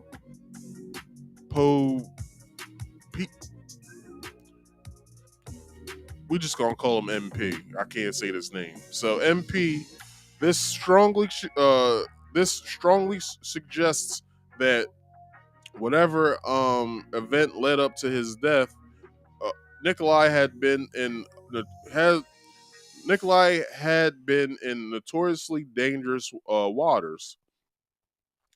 As it stands, there is no evidence beyond the tweets dismissed by some of those who knew him as paranoia, to suggest that there was a conspiracy behind his death. Now, as I stated earlier, we have no clue of how he died. We just know that he died. Now, could he have been telling the truth? Maybe. He could have. Or, first time it was holistic doctors, now crypto millionaires. You got damn right. They got what's his name? Black man dealt with a lot of herbs. He said that he cured AIDS. What's his name? Sabi, Dr. Sabi. They got Dr. Sabi the fuck out of here. Now, who's to say that Nikolai wasn't telling the truth? Because we got another one. We got another person that died suddenly. We have, how you say his name?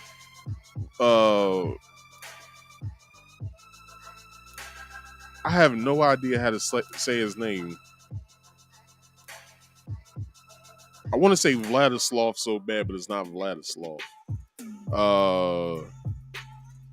I have no idea, but we'll call him Taryn. So, on November 25th, 2022, Forex Club founder and billionaire Taryn, who has investments in blockchain-linked projects, died in a helicopter crash near his home in southeastern France.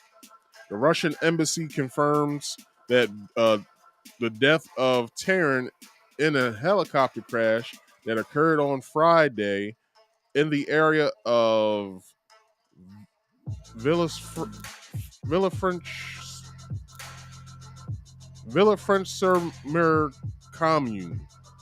Alexander, I didn't take French in school. I took German, so my German's more sharper than my French. So, where was I at?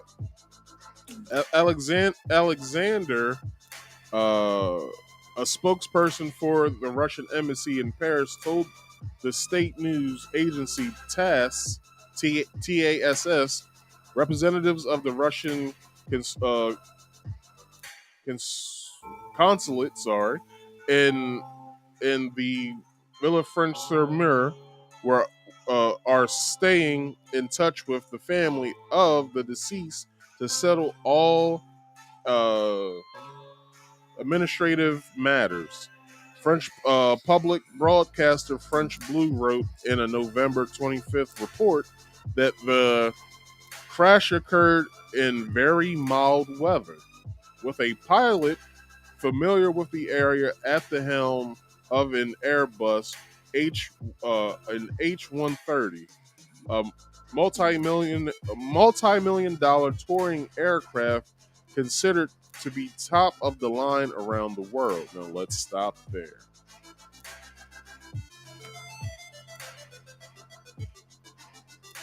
The dude said in the video that I played before reading any of this is that it was somebody that was supposed to ride the helicopter with him, but suddenly they canceled on him.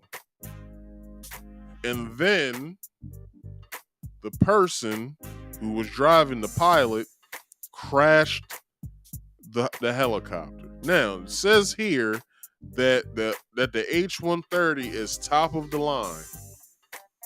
Now, when they say top of the line, they mean that not a lot of shit happens with it. It may be some shit here and there, but not a lot of shit happens with it.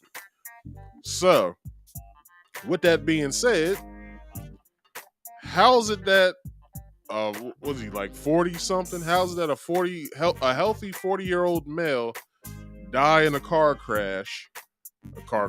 helicopter crash just suddenly? And he has investments in the blockchain. Now, with the whole Nikolai situation, maybe somebody was after him. Maybe Nikolai wasn't crazy. Maybe Nikolai just was. Maybe Nikolai smoked a lot just so he could get some of that shit off of his mind. Some people do that. Some people drink like that too. But how's it that you're driving? How's that a pilot that knows the area well is driving or flying a helicopter that's top of the line, top tier, but then it crashes? Was there no inspections being done on this aircraft at all? Because I'm pretty sure they do inspections before and after every ride. I'm pretty sure they do that. Pretty sure it's standard around the world. So how's it that this aircraft goes down with this man in it that's worth billions? Is it coincidence? Or is it just we want to get him the fuck out of here because he's too rich in the crypto market? Who knows? All we know is what they tell is what they tell us and what I'm reading right now. So with that being said, it's like, hey man, like, is there are they coming after crypto billionaires because they're trying to put in the CBDC so they can, so somehow, some way, I don't know how they'll do it, I'm pretty sure they won't, or they can't, do away with cryptocurrency, the decentralized cryptocurrency, sorry. Like, is that what they're trying to do? They're trying to get certain key players out of here so they can then shake the CBDC in front of us like, this is what you want. This is what you want right here. Like, who knows? But what we do know is that 3 people this year who are in the crypto space have died. Now, let's keep going. So, pro-Kremlin news outlet Life.ru claimed that Terran had enemies in Russia. Well, here we go. Related to his cryptocurrency business, a sector that has gained newfound importance in the country, whose economy has been largely cut off from global markets by international sanctions introduced in response to Russia's invasion of Ukraine. So Jay Pilon says he headed blah blah blah blah. We head into the mark of the beast. They want to chip our hands and monitor us 24/7. They gonna have the Terminator or RoboCop roaming the hood, which is happening soon. Let me bring up Jay Pilon's comment, and I thank you for that, Jay. Now, what is Jay saying, y'all? This is what Jay's saying. So I'll start backwards and work my way back. So he says Terminator or RoboCop roaming the hood. Now, if you guys have never heard this term before or heard this phrasing before, once California goes, does so the country. So in San Francisco, they have signed a law over that states that they will be allowing robots, you heard it right, robots, to start policing neighborhoods, and they will be using lethal force in a way of explosives, but I'm pretty sure they'll find a way to throw a gun or something on them as well. But it's coming, y'all. It's coming. Like, this shit's coming. All the shit that we used to see in movies, it's coming. All they'll need is a human trial recipient to see if they can lace them up with some metal enhancements or something. Now, let's work back. He also says the mark of the beast. They want to chip our hands right now, and I believe it's Switzerland. I believe it is.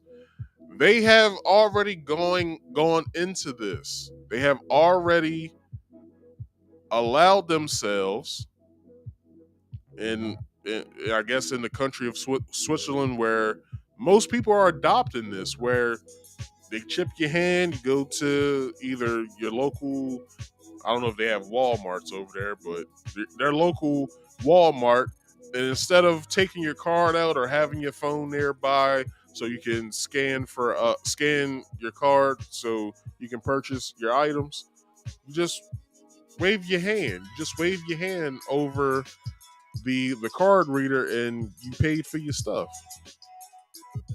No, this is happening in I believe it's just Switzerland, right, Jay? Or is it happening somewhere else?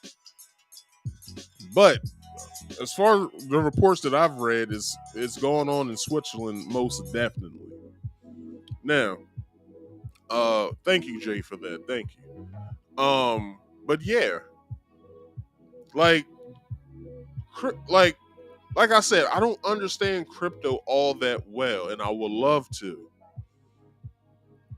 But look at what's happening to these guys. Something's going on to where world governments don't want this decentralized banking shit. Thus to why they created the CBDC.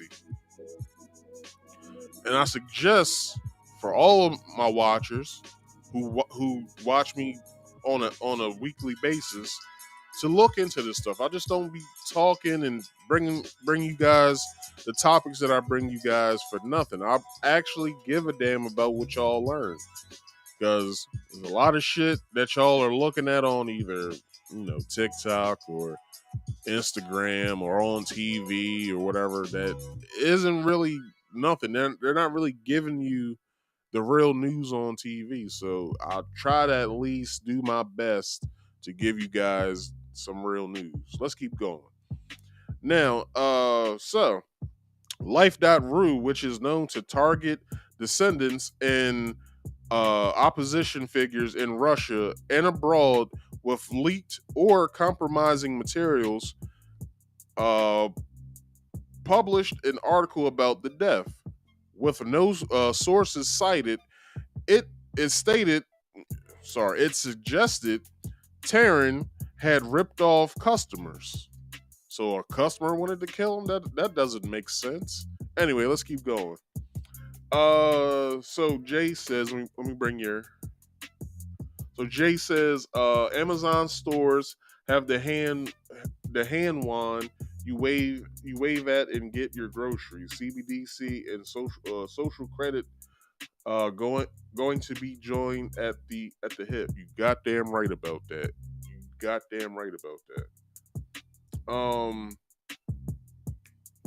This is exactly what Jay's talking about, y'all. Have y'all seen the Black Mirror episode? I believe it's season 3, episode 1. I suggest y'all go and watch it after this video's done, of course. But watch that as soon as you guys get off of here. Watch that episode, because is it season 3? Yeah, I believe it's season 3. I believe they have 4 seasons. It's season 3, episode 1. It stars what's her name? Bryson Dallas Howard or something like that. So yeah, watch that episode, because that's exactly what Jay's talking about as well. Because they used a social credit system, which basically was a social media app, which I believe everyone was on this app. Like, the app was basically your cell phone. Like, the whole app, like, you gave people likes and dislikes and stuff in real time, in real life. So again, Jay, thank you for that information. Thank you.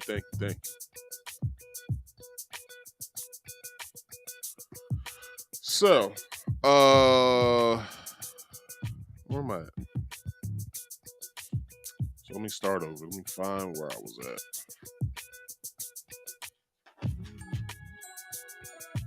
So Taryn ripped off customers. Okay, in his operations day-to-day business dealings, noting that the Bank of Russia canceled the licenses of his exchanges for repeated violations of securities law by companies.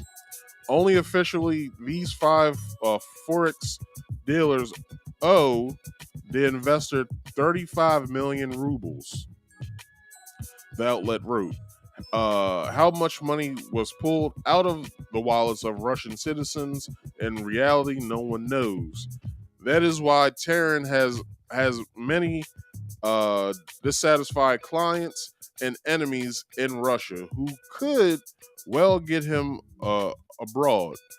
The Taryn family released a statement following his death stating, "We categorically deny that he was involved in any way with Russian intelligence services or Russian government in any capacity, and we also categorically deny that he was involved in money laundering." Whoa. For Russian elites or in any other illegal activity. I'm pretty sure that one statement that I just said was he wasn't, but it says he was. I'm pretty sure he wasn't involved. So anyway, these are completely unfounded fabrications and outright lies, which have compound our grief at this very difficult time. The family added that there was nothing mysterious about the death and that everyone should wait until the investigation is fully completed before jumping to conclusions or speculating about crazy conspiracy theories. But, lady, this is what you don't understand. If he's your husband or your son or whoever he might be, he was a wealthy man. The Russian government didn't like that he was doing what he was doing within his company. It violated Russian security laws. You don't think Vladimir wanted to get him the fuck out of there? You see what he's doing to Ukraine, and that was just a hunch that he had. So, what do you think he would do to this to your husband or your son or whoever the guy is? So, anyway, let's keep going. Above all, he was a loyal and supportive friend, husband, and father, and we would politely request that his memory is not dishonored by false information or baseless speculation, they added. Whether his death was directly related to the cryptocurrency side of his business is unknown, although he is now among more than a dozen Russian businessmen representing industries like fossil fuels, transportation, and media who have died under sometimes suspicious circumstances, with several bearing a track record of criticism toward the Russian government, the war of President Vladimir Putin. However, so close to his death, the conspiratorial narratives around Taryn's passing appear, at least on the surface, to be premature. There is also no known evidence linking this tragic accident to the other deaths mentioned here. Now, let's go on to the next person. We have, what's his name? TNT and Kullander. The same week of Taryn's death, TNT and Kullander, a digital asset company Amber Group co-founder, died in his sleep on November 23rd, 2022. According to an Amber Group press release, his company was said to have been valued at $3 billion. A statement by Amber Group read, "It is with the deepest sadness and heavy heart that we inform you of the passing of our friend and co-founder, TNT and Kullander, who passed away unexpectedly in his sleep on November 23rd, 2020. Tian or TT as he was lovely known, was instrumental to the founding of Amber and a pillar of our success. He put his heart and soul into the company in every stage of its growth. He led by example with his intellect, generosity, humility, diligence, and creativity. He is survived by his wife and their son. Nonetheless, his death is being treated by conspiracy theorists as suspicious, with claims that Big Brother killed him. Taryn and Nikolai. These claims are presented, without evidence. Again, there is nothing to corroborate the insinuations of foul play. Indeed, with the death announced so recently, the only information out there appears to be speculative.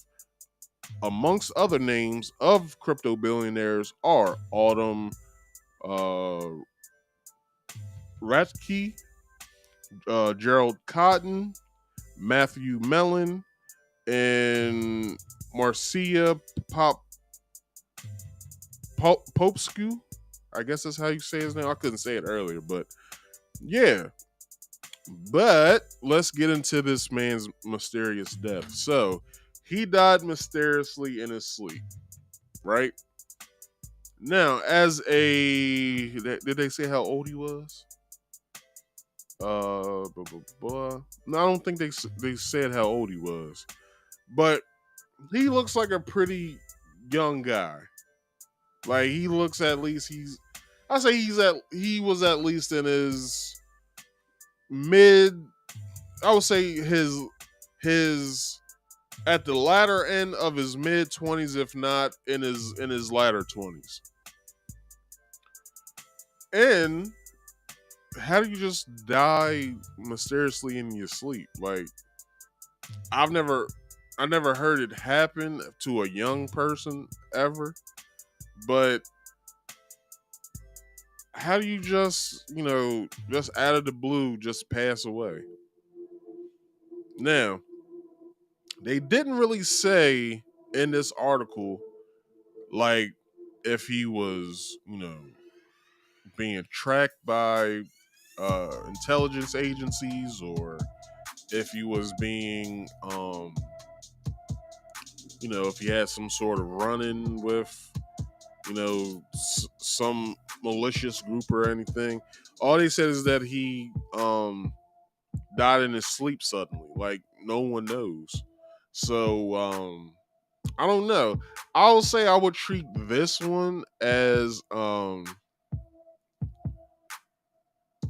oh, well, right here, this part of the article, I'm just now looking at this. It says, nonetheless, his death is being treated by conspiracy theorists as suspicious, with claims that Big Brother killed him. Yeah, but there's no evidence on that, though. Like, there's no evidence that states that he had anything, to do with any type of, like, foul shit or he was being tracked or anything. Like it doesn't say any of this. It just says that he was found dead. His wife says that everyone shouldn't speculate, and other than that, it just says that other conspiracy theorists think it's suspicious that he died in his sleep, but so he was a co-founder, but it doesn't state like if he was like a multi-millionaire in the crypto scene or if he was a billionaire in the crypto scene. So I will have to mark this one. If I find out any more information, I'll come back and report on it because it's not really saying anything. So I really don't have much to go off from when it comes to this. So maybe he was the brains of the operation, and by him making the Amber Group, it garnered him a lot of money, which the business was put up at $3 billion. the value of the company was $3 billion. So maybe, I don't know how much he was paying himself from it. So who knows? Like, we can only speculate at this point. So this next part I thought was pretty crucial in all of this, is why have these theories taken root? And I want to know too.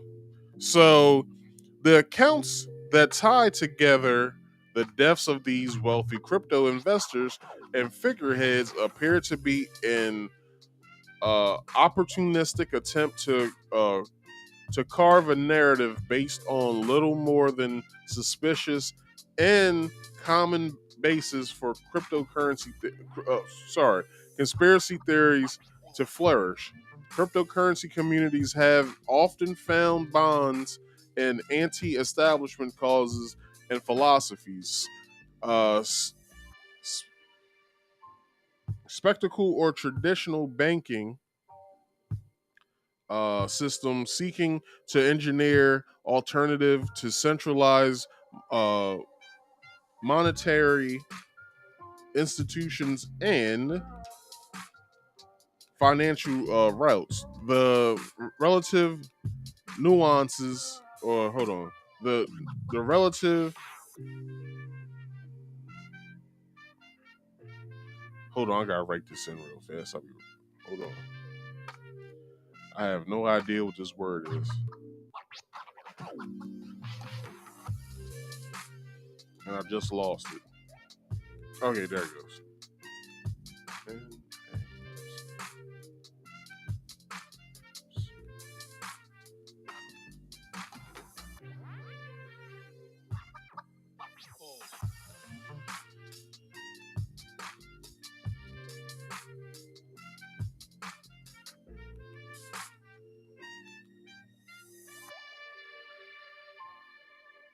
Nascency, the relative nascency of cryptocurrency has in turn uh,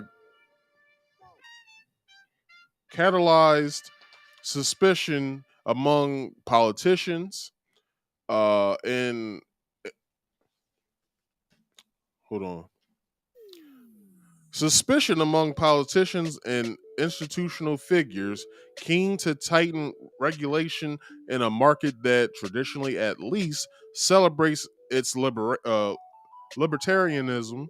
This mutual distrust between establishment leaders and those espousing cryptocurrency's merits,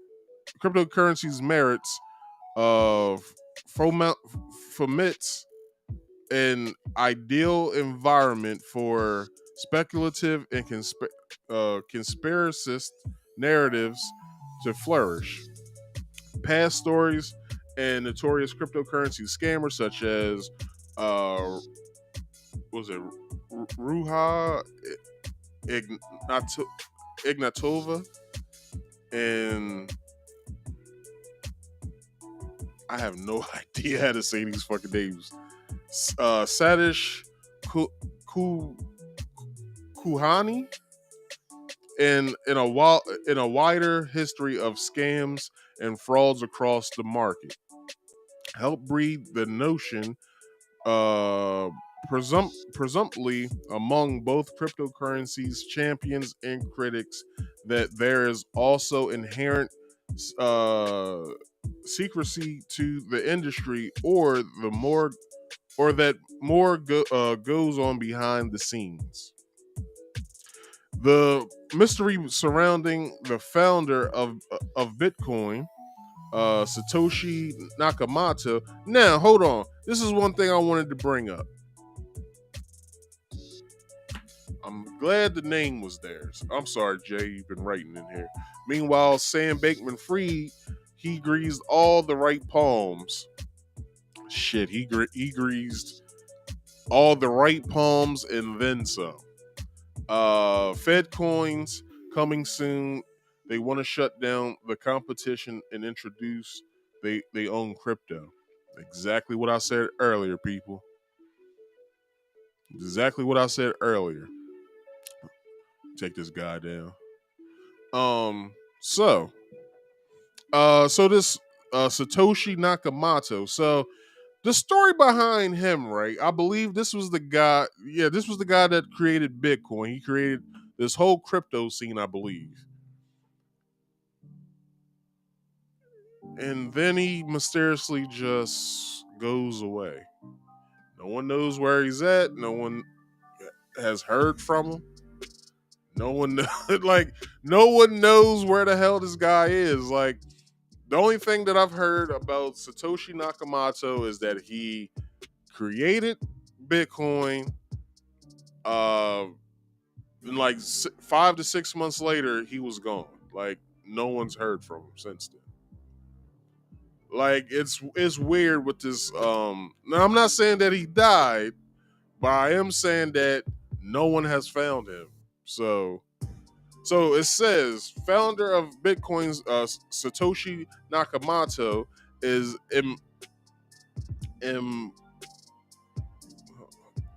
hold on, another word I can't say.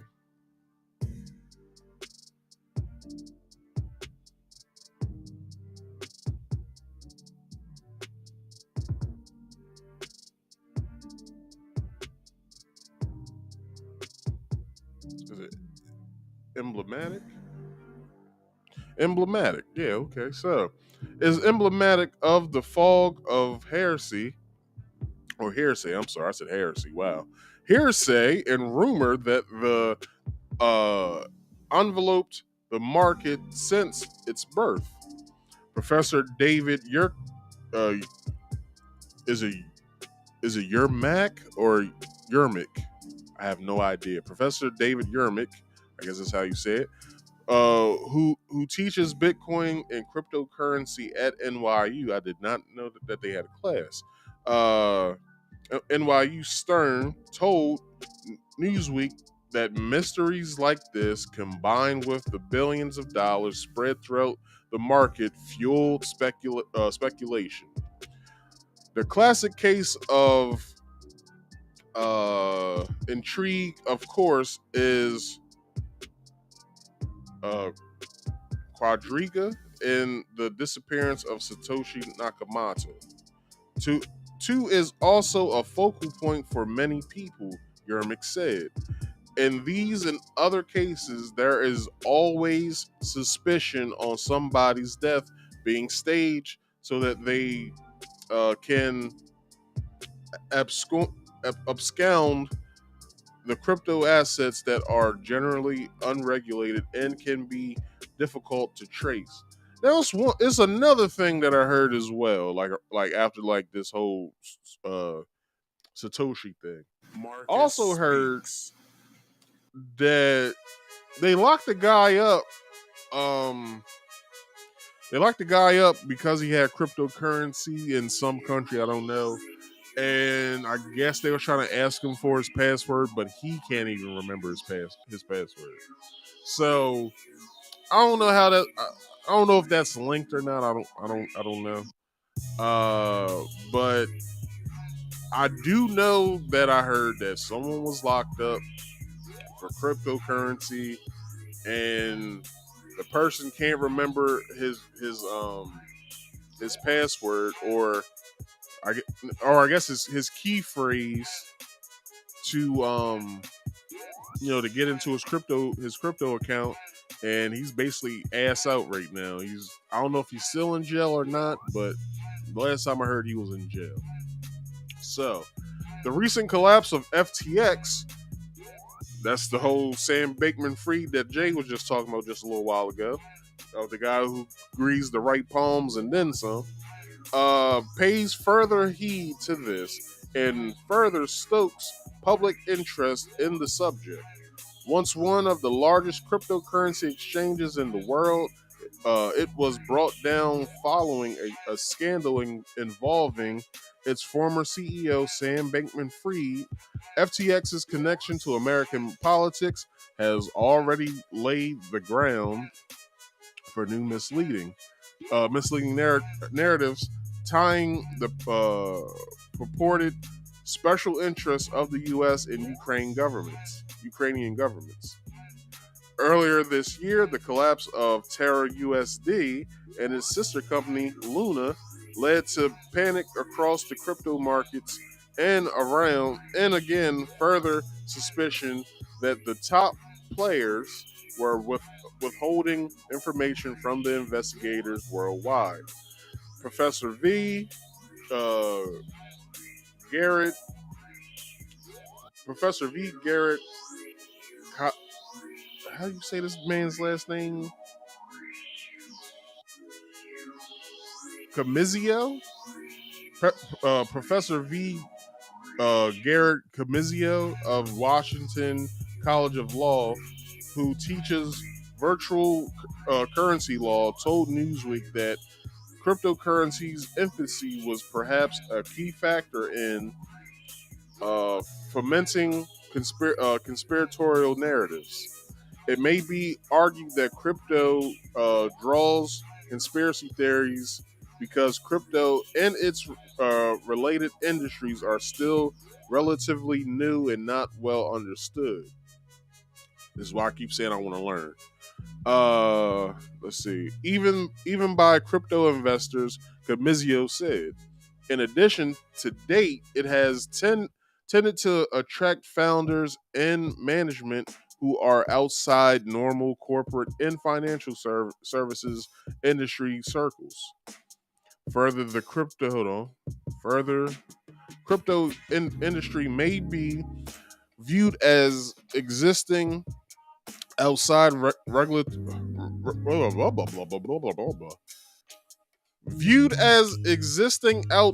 regulatory systems and structures and have a degree degree of a libertarian mythological surrounding them. Mythology surrounding them. I am fucking up big time tonight. All right. Finally, most crypto companies are not public companies, subject to extensive public disclosure requirements, so there is a lack of public information about their activities. Camizio added that the recent spat of crypto trading exchange failures, such as FTX's bankruptcy, had publicly exposed the contagion that could spread through dozens of other companies as a result. He added, this has all resulted in discussion and speculation about secretive industry with many hidden cross-industry links. Christian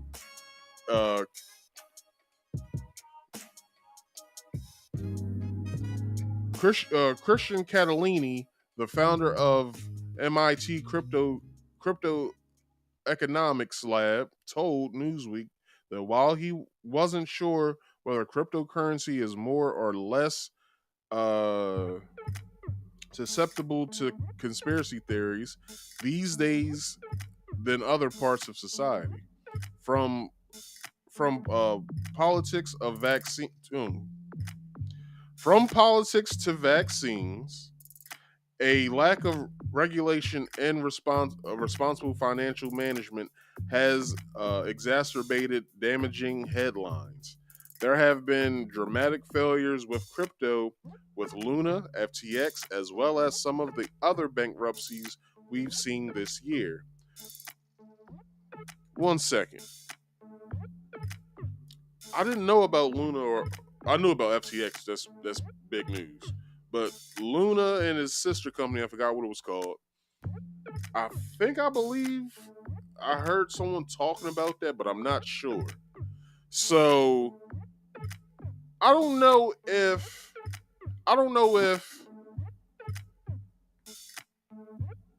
I got a conspiracy to these conspiracies. Is the U.S. government, if not other governments in other countries, are they collapsing these companies? Like, are they making these companies collapse to where maybe they're putting certain politicians or people with the means of buying cryptocurrency, are they giving these people too much money for them to look after, to turn into crypto, and then when it's time for whoever wants to cash out, is that what's collapsing these companies? Because I'm saying with the whole FTX thing, these motherfuckers basically stole that money. Like, we all know that shit. But with these other companies, which we haven't really heard much of, what's happening to their company? Like what's going on? Like, is it what I just said? Like, most governments are allowing these company or giving these companies money to where they can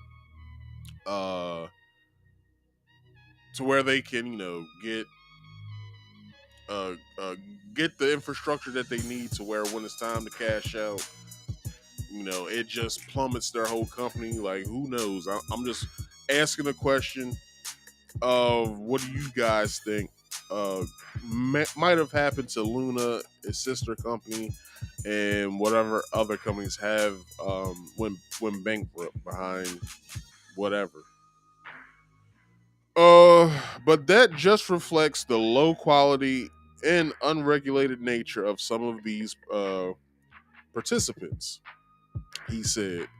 In any case, the perceived and in some cases material risk inherent in the cryptocurrency business, alongside the notions of distrust, some of its proponents, Foster, have arguably helped create the ideal climate for conspiracy theories.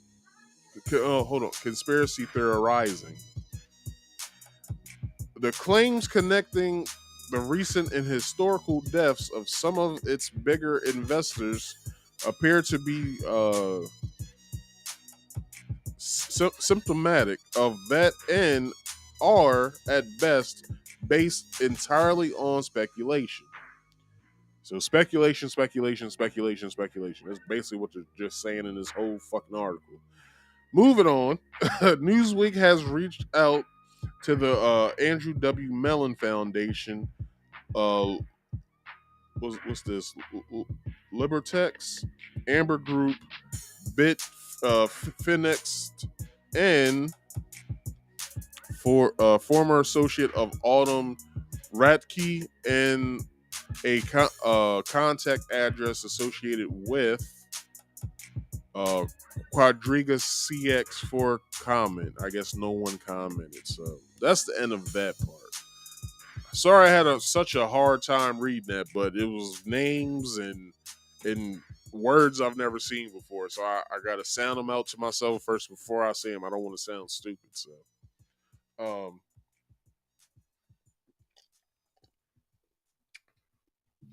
moving on to the meat of this whole thing. Elon Musk reassures the public he's not suicidal for a second time this year. If I commit suicide, it's not real. That's what Elon said himself. If he commits suicide, it's not real. Now, here's this video of this, and I have a special surprise in this article of what someone wants Elon Musk to do. So here we go. Well, hold on. This isn't the surprise. The surprise comes later, so just hang tight.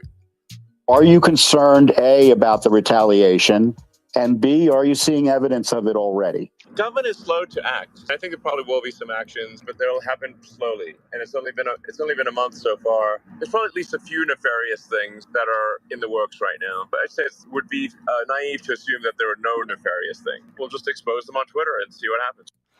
He went on to say, if I kill myself, it's not real.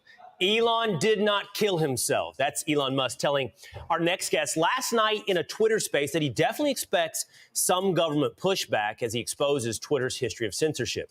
So joining us now with more on that Q&A, Judicial Watch President Tom Fitton. Tom, it was great to see you in there last night. We were both got a chance to talk to Elon Musk. I'm curious, what did you have in mind as you asked that question of Elon?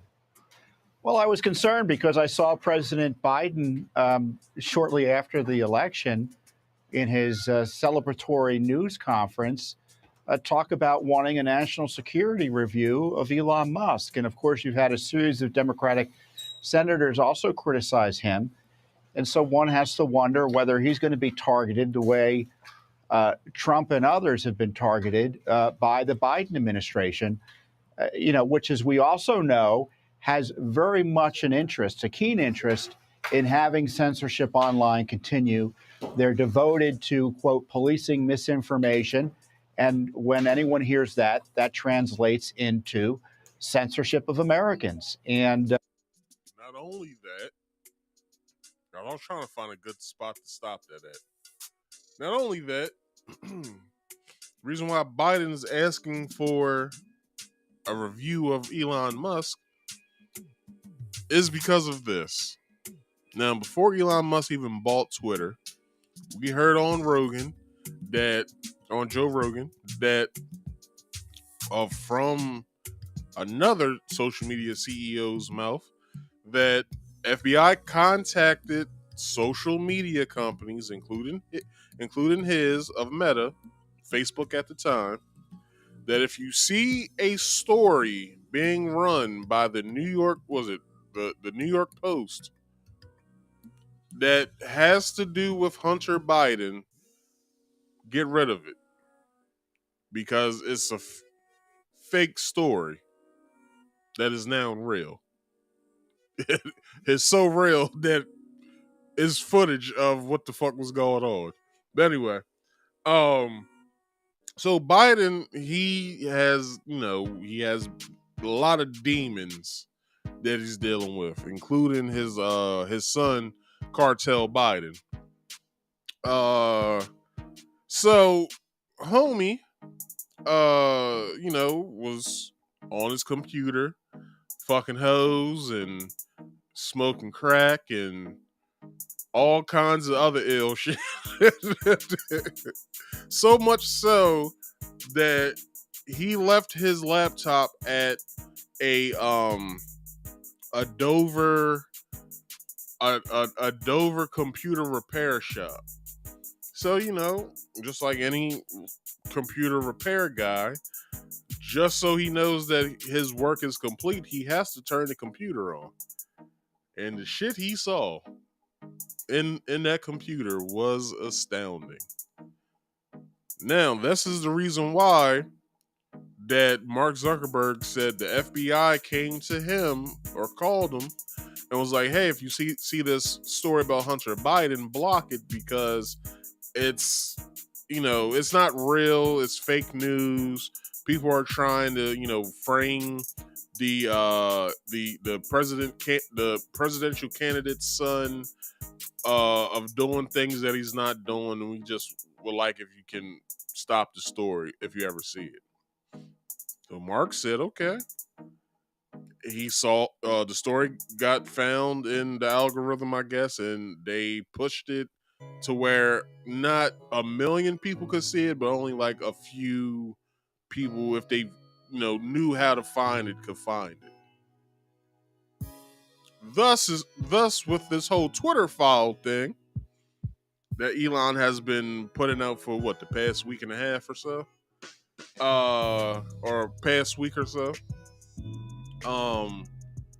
we now know that not only has there been shadow banning across Twitter, but we can now understand that Alphabet's doing it, Meta's doing it, and other social media sites is doing it, where they're censoring certain stories, certain things when it comes to free speech and so on and so forth. Of which, what's her name, Vijaya Gadde, was at the helm of it, and Jack Dorsey knew nothing. Now, I brought up in one of my shows when I covered, I believe, the Hunter Biden, like when the whole the story came out of Hunter Biden smoking crack and everything. Like, this is like, this happened sometime during the summer, if not August, September, I think I did the story. It's stated there that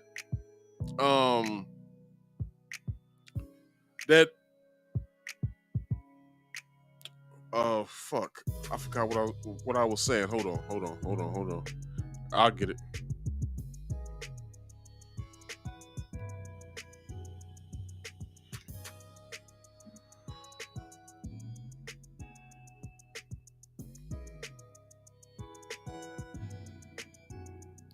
All right, see, this is why you monitor your own show, so you don't lose your talking points. So we learned that not only was it true, but we also learned that Hunter was involved in some nefarious shit across seas. We learned that Hunter and Joe shared bank accounts, which is weird. I believe they also shared, or they was on the same phone plan as well. So with that, we learned all this stuff. So, this is what I wanted to bring up. So I brought up on one of my shows, I believe it was either the Hunter Biden story, or if not, an earlier show before that. I spoke on how the whole time last year, when Congress made social media heads come in and talk about all things social media, right? I said I watched all 6 hours of both of the times that they sat down with them via Skype or whatever that they were on, right? So I watched all 6 hours. So I watched one day when they went for 3 hours, and I watched another day when they went for another 3 hours. The whole time, not only did, I don't know who the head of Alphabet is, but Alphabet, Mark Zuckerberg, and Jack Dorsey all lied that whole time. They asked them about shadow banning. They said it doesn't happen. They asked them about censorship of certain things on social media. They said that they don't do it.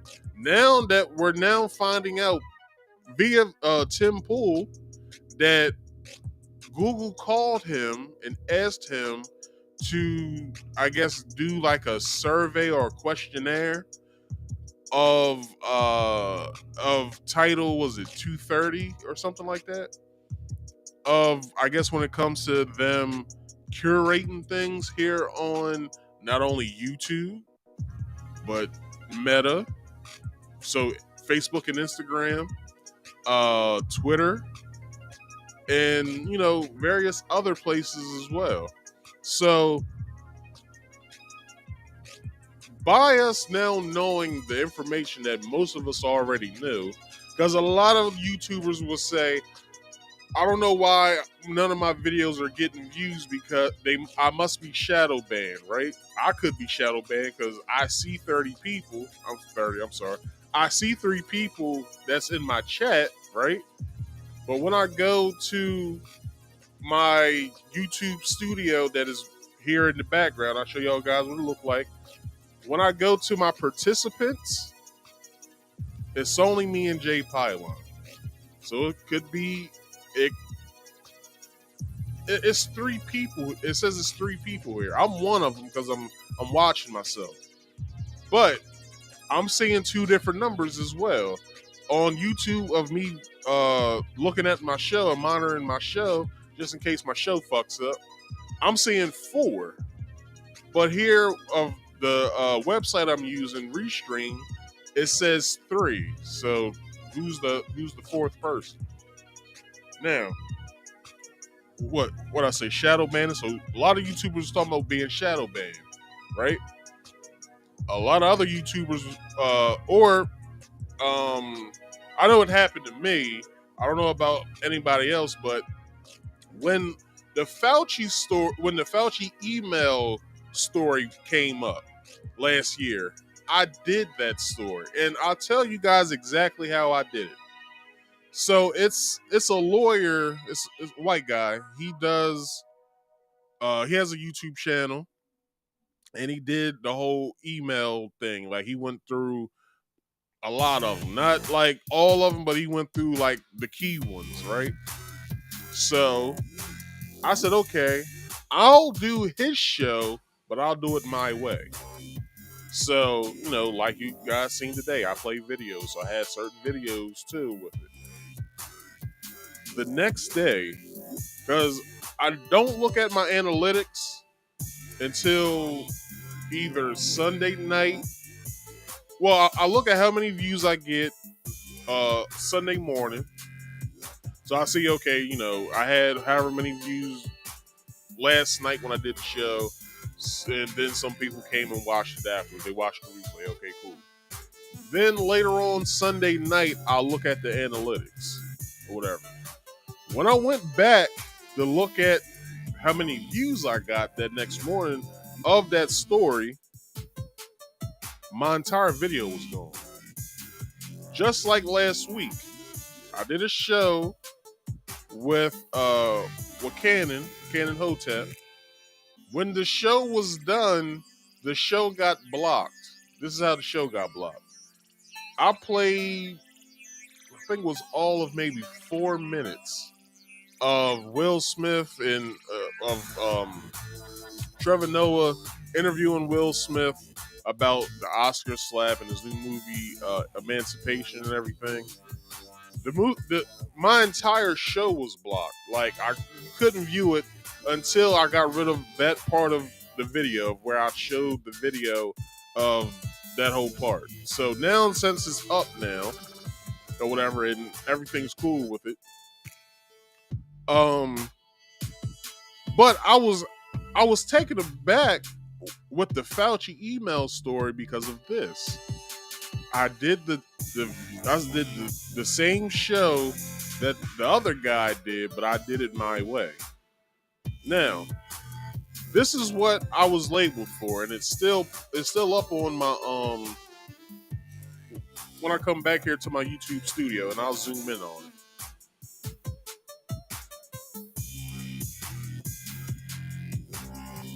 Active community guideline strikes. Do you know what it was for? Medical misinformation.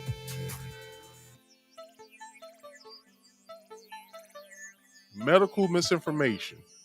Now, let me go into this if I can still do it. I can. So,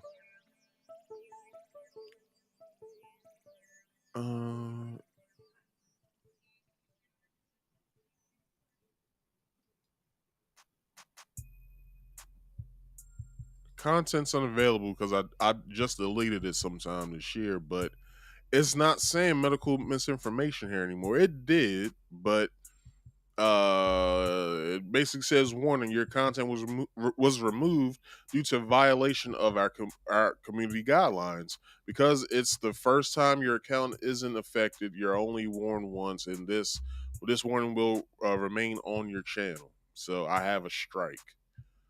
Then it says, if this happens again, your channel will get community guideline strike. You won't be able to do things like upload, post, or live stream for 1 week. So, yeah. And that happened June 14th, 2021. So last year. But if you go to his channel, let me get his name real fast. So let me zoom back out.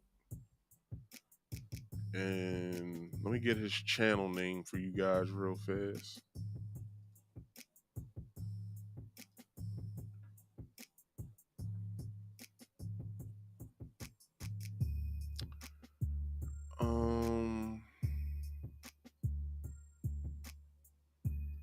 It's something Esquire.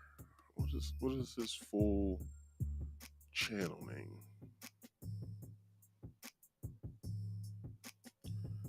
I think his name starts with a J, I believe.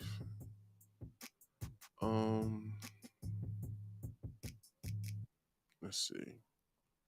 Nah. So what is this guy's name? His show pops up all the time. Let me check my notifications.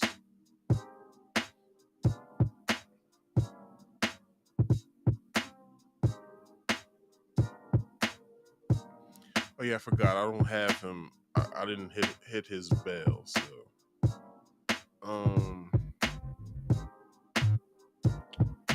what the hell's this guy's name?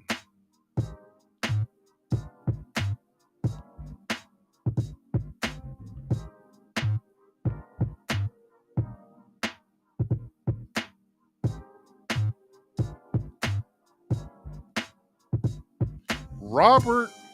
How do you say his last name? I'll bring it up on screen. This guy.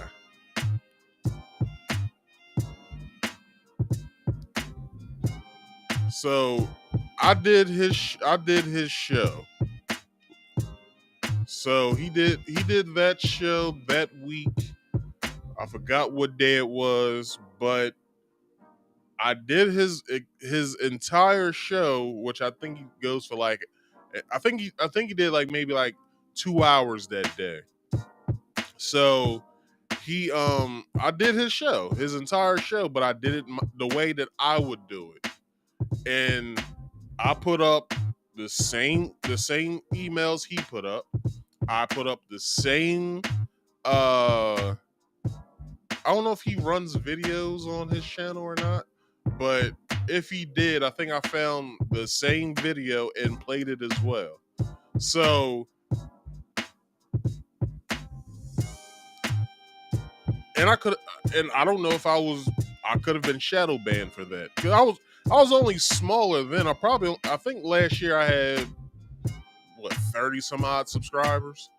You know what I'm saying? I do this every week. I don't stop. So it's like when that happened, what y'all say? The devilish things, because they all answer to Satan. Goddamn right about that. BD says Bitcoin is a garbage currency and a Ponzi scheme. I don't know that to be true, BD. Me and Ken and Hotep did a show the other day and it got labeled inappropriate.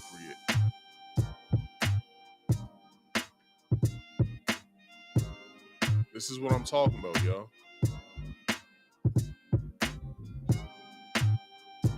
And I watched that show too, Jay. I watched that show. See, like these Twitter files is really letting us know what happens behind the scenes with these companies. And Elon Musk, now some people don't trust Elon Musk, and I understand that.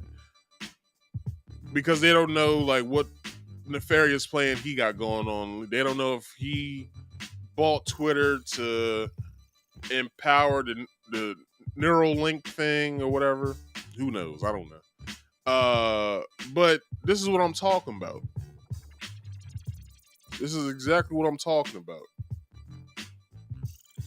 And I do believe, Jay, that Canon has one guideline strike on him or whatever. And this shit happens all the time. Like I could have fought that that strike, but I said, you know what? Fuck it. I won't fight it.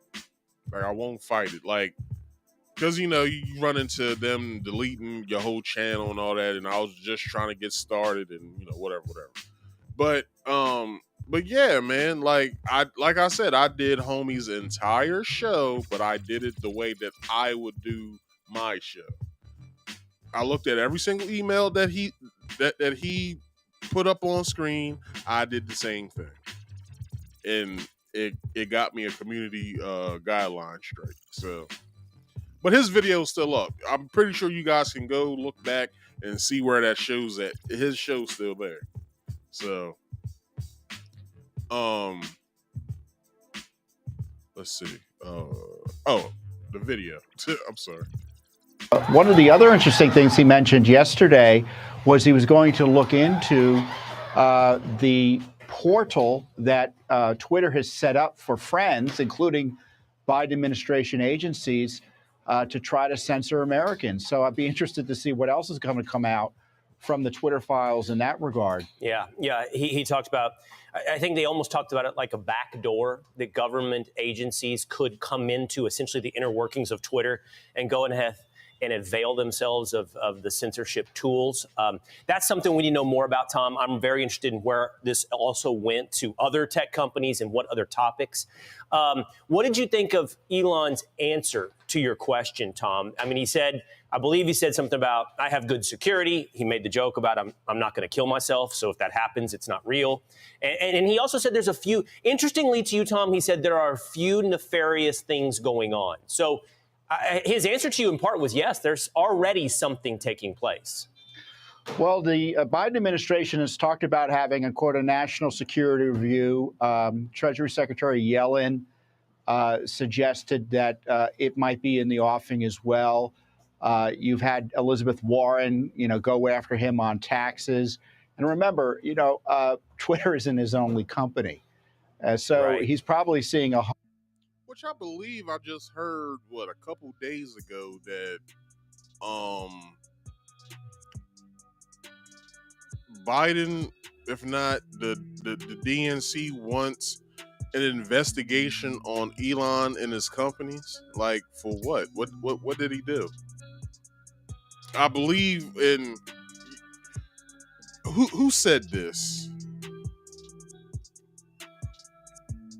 I forgot who said this, but somebody said about Elon that he has all these companies, and some of them were backed by the government, such as SpaceX. Like, Elon was working on technology for rockets instead of them coming in and crash landing.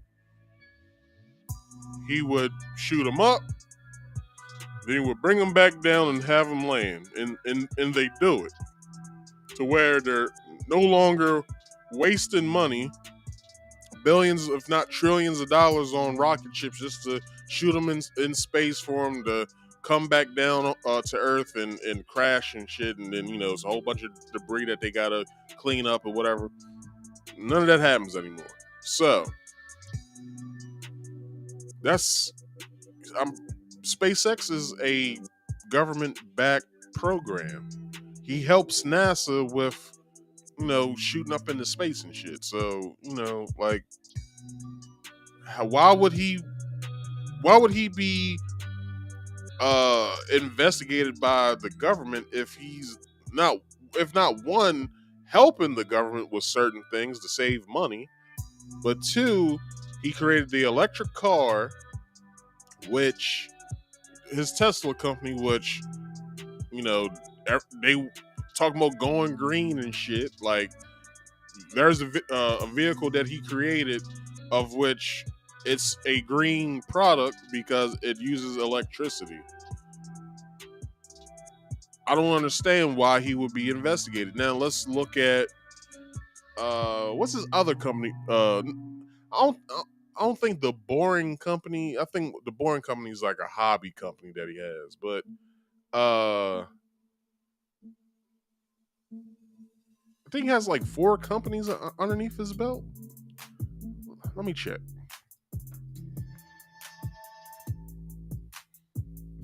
Elon and his businesses.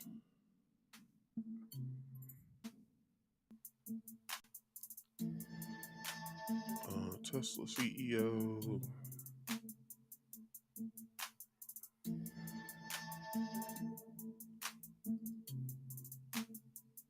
Let's see.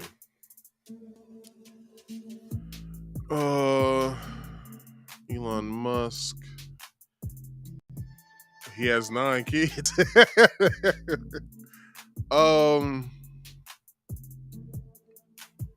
Yeah, SpaceX, Tesla, Boring, co-founder of OpenAI, Neuralink. Was it SpaceLink as well as his internet-based company? I think that's it. I think that's all of his companies, I believe. Hold on. All right, cool. Wikipedia. Let's see what he owns. We have a section here of what he owned, business career. So Zip2, X.com, and PayPal, which I believe he sold off, but he still has a stake in. SpaceX, Starlink, Tesla, Neuralink, Solar City, and Tesla Energy, Boring Company, Twitter. I think that's it. Yeah, that's it. So he has what? 1, 2, 3, 4, 5, 6, 7, 8, and like I said, I don't know if he still owns PayPal. I do know that he either sold his stake off or what have you. I'm not sure. And then Zip2. In 1995, Musk, his brother, and Kimball and Greg found Zip2. The company developed an internet city guide with map, directions, and yellow pages, and marketed it to newspapers.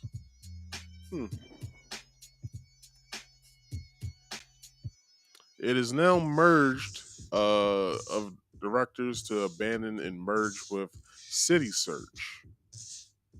Okay, so it's all right. That's all I needed. So, why would he be investigated by the government if he's helping the government develop new, greener, and cleaner technologies? Like, I tell you why.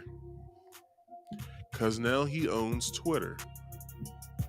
It's basically the internet town square. A lot of liberals and far lefts have left because they no longer own the show anymore.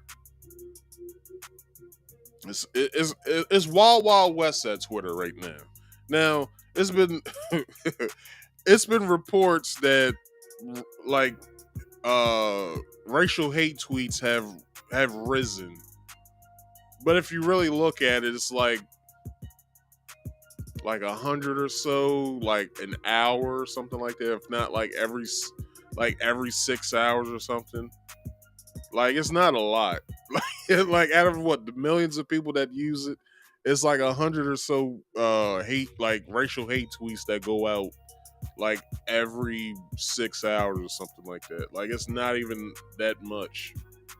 So we'll finish this video, then I'll get into the article, or I'll get in a little bit of the article. Of regulatory actions against him, or as he's suggesting, they're beginning to sniff around, looking for something to go after him with. Look, the left is desperate to preserve the online censorship regime that it's been able to install through big tech in recent years, and Elon Musk is it goes to the heart of that in terms of overturning the censorship and restoring free speech in the online marketplace. And they're afraid of it. They're afraid of it because they don't believe Americans have the right to free speech. Well, one thing was clear last night, I think, Tom, and there's been many people ready to write the obituary of Twitter. It was alive last night in a way that allows access that very few have to now one of the world's most powerful men. Tom, it was great to hear you last night and great to talk. One of the world's most powerful men and richest man owns this company. So, got this article from Business Insider. It states, during a live Q&A session, Twitter's chief twit, Elon Musk, let me bring his picture up because I've been very bad at bringing up pictures today.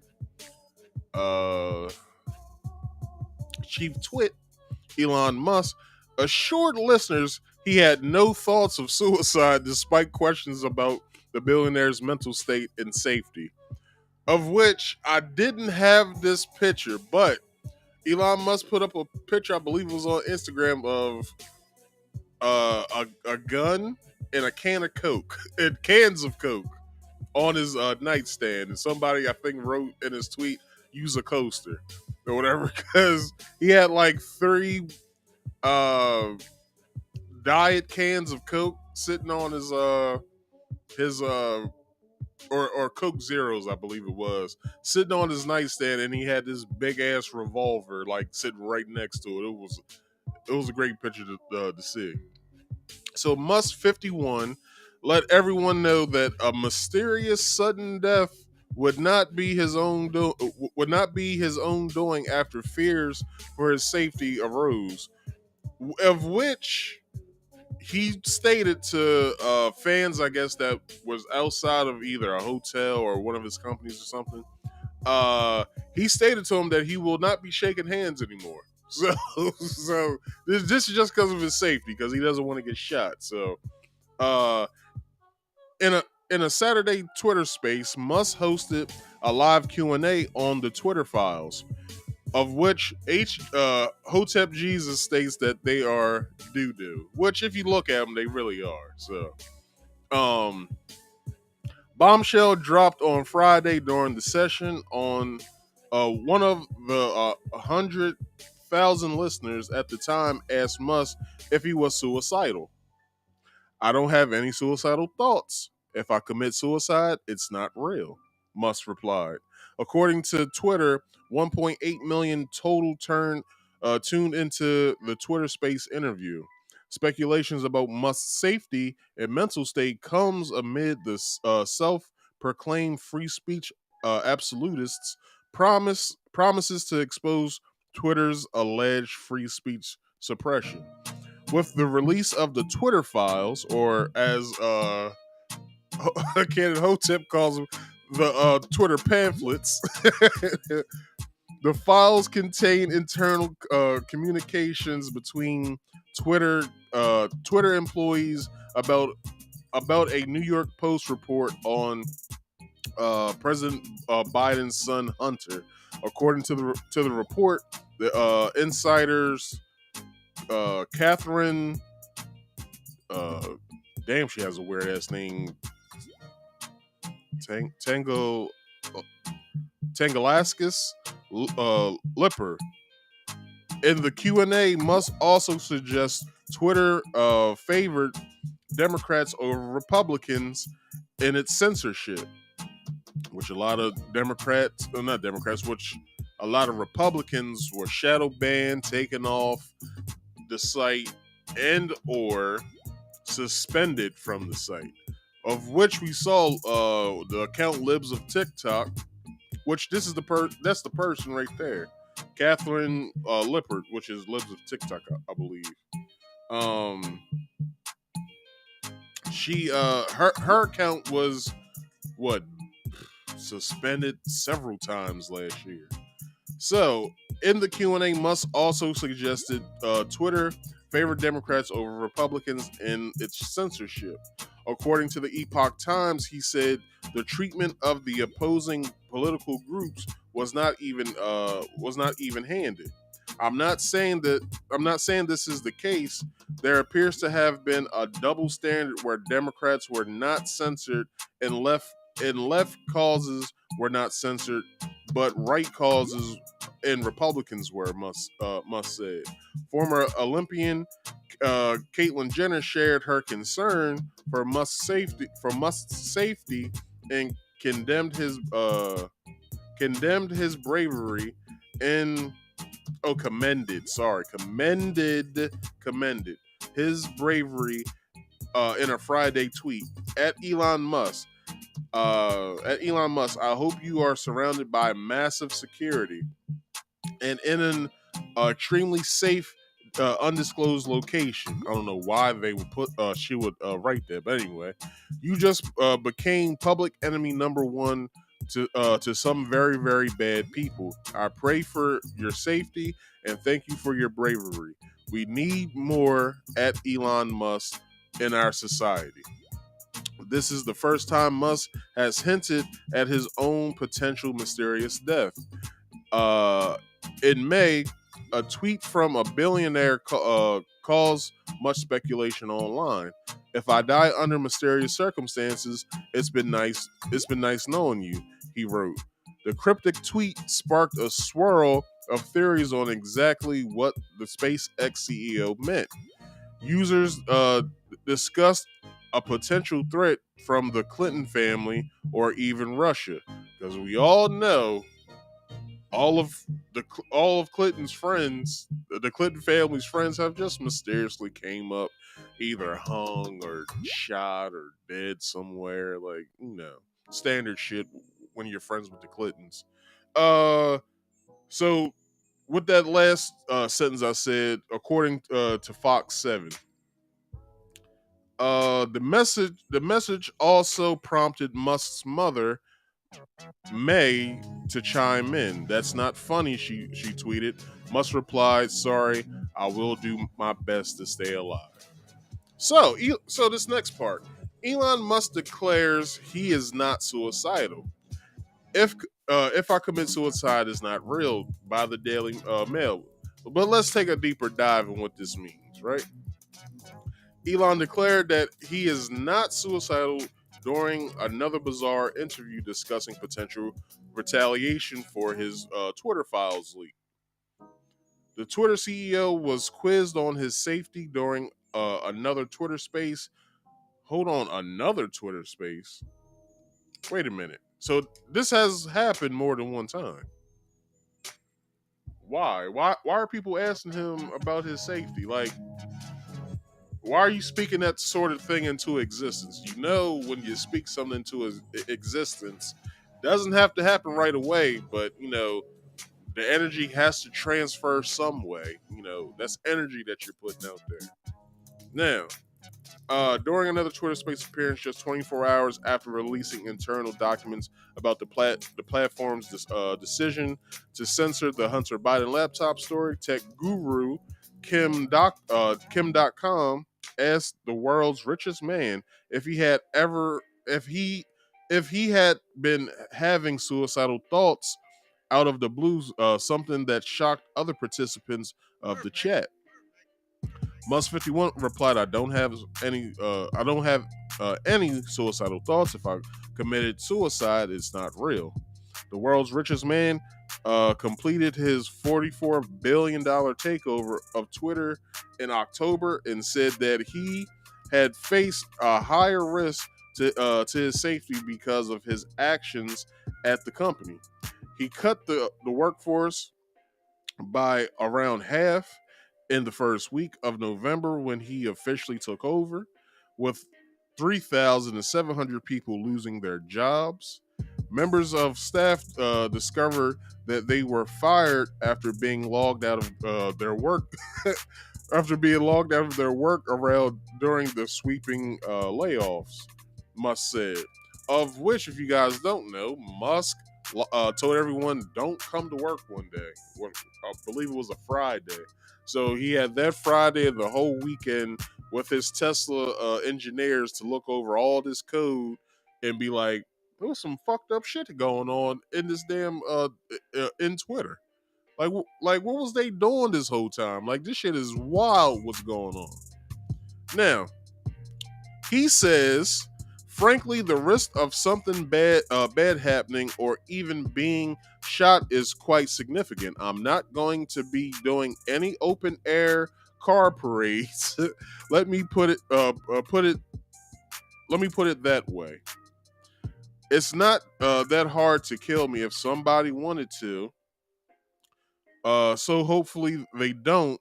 Maybe I should be more worried than I am. But I think generally if you do right by people, you have the people on your side. So, continuing the article, if it's not the first time that the Tesla CEO has hinted at threats to his life, probably by the car industry, posting a cryptic tweet after clashing with a prominent Russian official over his decision to provide Starlink satellite internet to Ukraine, he said. So Vladimir Putin basically threatened his life, or potentially threatened his life. If I die under mysterious circumstances, it's been nice knowing you. That's what Elon had to say. So during the bizarre exchange, Musk also indicated that there are more smoking guns regarding censorship under Twitter's past leadership. So, if you guys have been paying attention to social media, all of this censorship started. Let me take a drink first.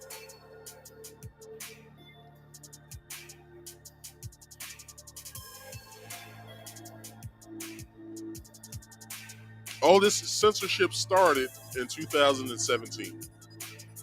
This is right around the time after or during Trump's administration, and when the whole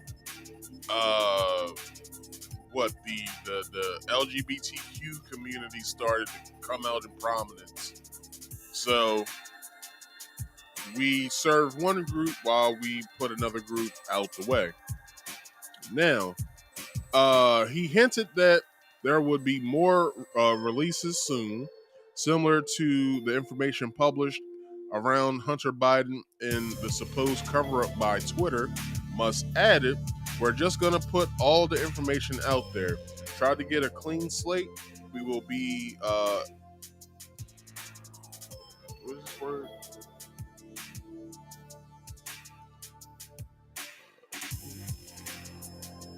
Iterating, iteratively better." Is that the word? Hold on.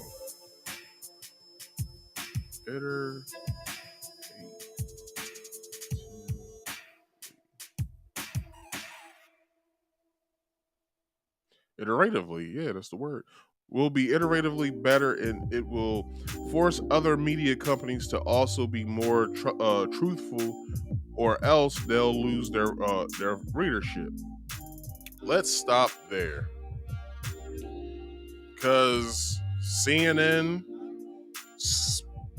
probably Fox, not really, because Fox really has more news than CNN. I don't know of late of the new CEO taking over. Who knows what's going to happen with that?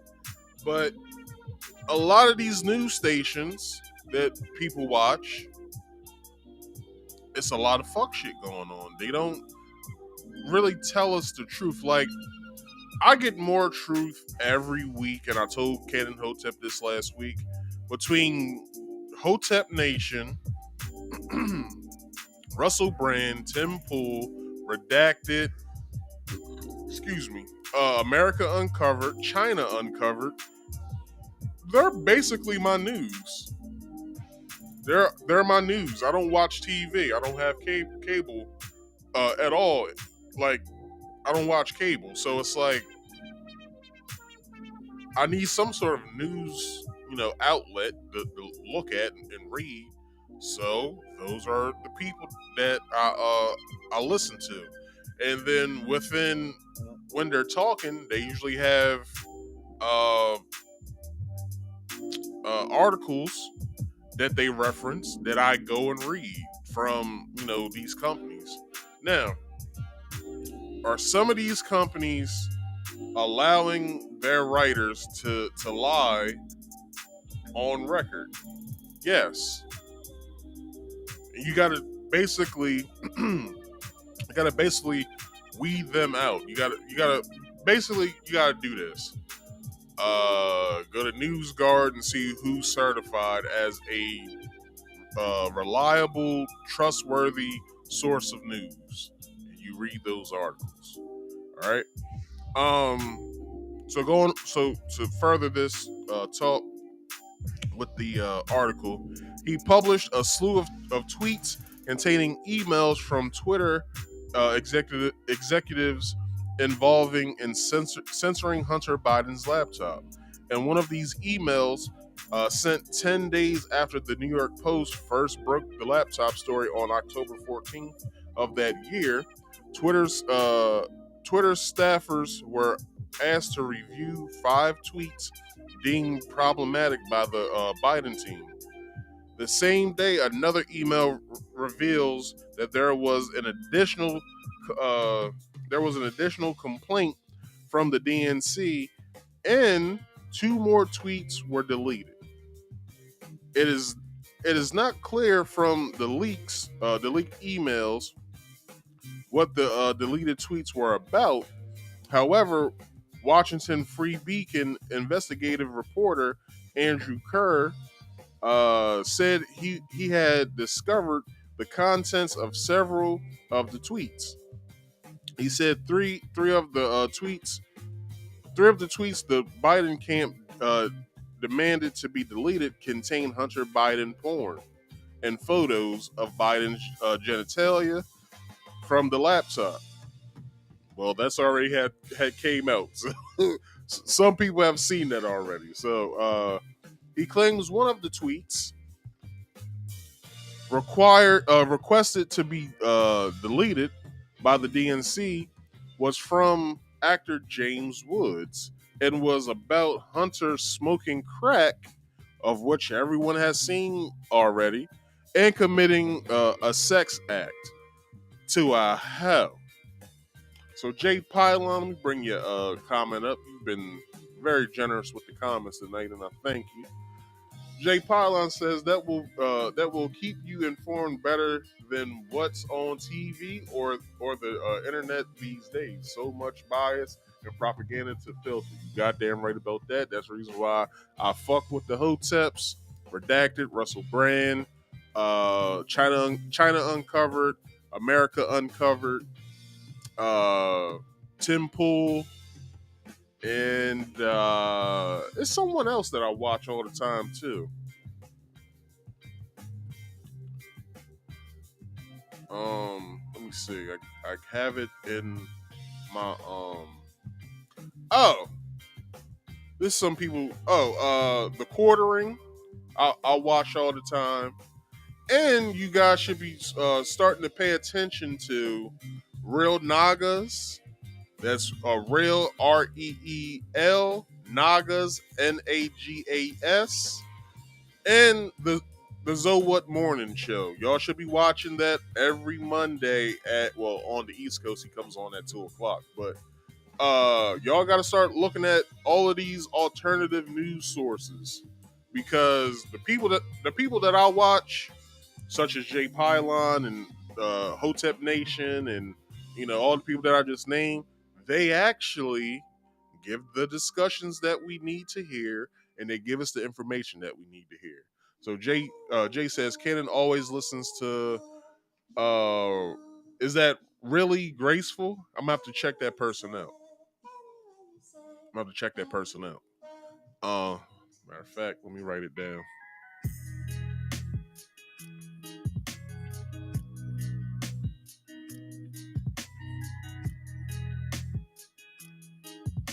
All right.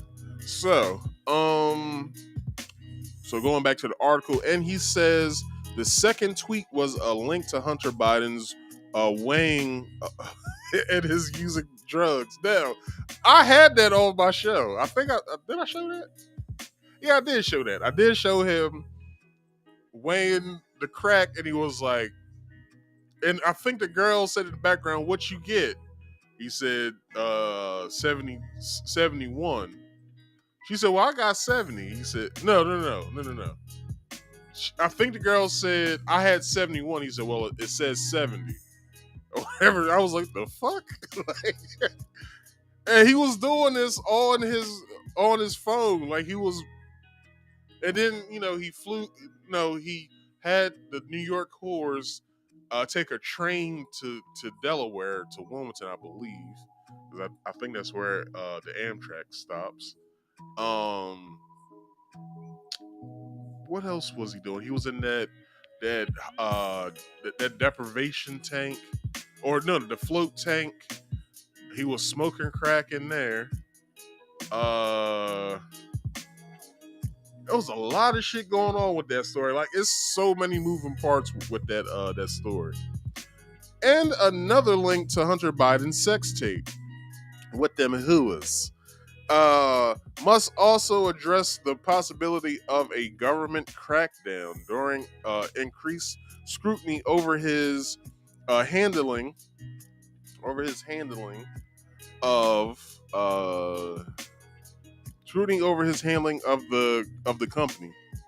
He said, "I think there probably will be some actions that will happen they'll happen slowly. It's only been a month so far, but I would expect some. I would expect some. There are probably at least a few nefarious things that are in the works." Right? Question mark. It would be naive to assume there are no nefarious things. I'll just expose them on Twitter and see what happens. Now, it's great that I ended that part of the article like that. Well, the second article, because this next article says it all of a certain somebody that ran the company before Elon Musk. Did you hear this? Twitter founder Jack Dorsey is saying Elon Musk release all Twitter files public. Release them public. So we'll see what happens under the hood of the Twitter files, because the founder is saying, Elon Musk, you must release. Go ahead and release. Let's see what happens. All right. So, Twitter's co-founder and former CEO Jack Dorsey urges Elon Musk to release without filter Twitter's internal communications about moderation decisions relating to a report about President Joe Biden's son Hunter, dubbed the Twitter Files. Days after the first set of files published by journalist Matt Taibbi failed to deliver any surprising new details. Over the past week, Musk has been hyping the release of internal Twitter communications, which has named Twitter Files, claiming that they will disclose the platform's previous efforts to suppress free speech, especially from conservative voices. In his first public reaction to the release, Dorsey tweeted Musk Wednesday saying, if his goal was to establish transparency and trust, why not just release everything without filter and let people judge for themselves? Dorsey then urged Musk to make everything public now, including all of Twitter's decisions around current and future actions on content moderation. Before the remark, the Twitter co-founder had remained silent about Musk's claims that the social media platform had unfairly suppressed free speech by censoring an October 2020 New York Post story about then Democratic presidential. All right, I got a blank page. Presidential candidate Joe Biden. Joe Biden's alleged ties with a Ukraine energy firm which made payments to his son Hunter. But it was all true to begin with. It was all true. Like, there was nothing about them speculating that was not true. Like, if you're underneath of a rock and you don't look at some of this shit, if you just care about who's gonna be playing the Eagles next week, or I brought the Eagles up because I don't like the Eagles. I'm a Pittsburgh fan anyway. Who's playing, whoever, or what, all this distracting shit that's going on that that basically they don't want you to be talking about, i.e. here on Facebook, on YouTube or Facebook or Instagram or what have you.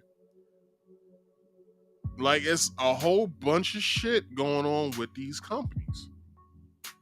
And various people have called this shit out, i.e. the names I named earlier.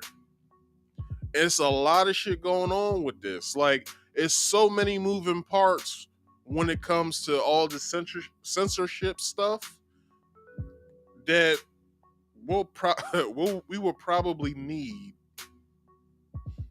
a class made about this shit. Like, it's so much stuff. Like with Matt Taibbi coming out and putting some of this shit out as tweets, what he should have did, what Elon and Matt Taibbi and now I believe I forgot the person's name that's releasing them now. What they should do with the links that they either are like having screenshots of and stuff, why not put it on Twitter itself to let us see them? Like, if they're internal files, copy the files and make some sort of like external website for them so we can go in and comb through this shit ourselves so we can see what's going on. Like, what was going on from 2017 up until when Elon started to run the company. Like, we need to know some of this. Well, we need to know all of it. And will this expose other social media companies such as Meta, such as who's another top hitter? TikTok. I don't know if Snapchat is a top hitter anymore. I don't even hear people talking about Snapchat anymore. What else?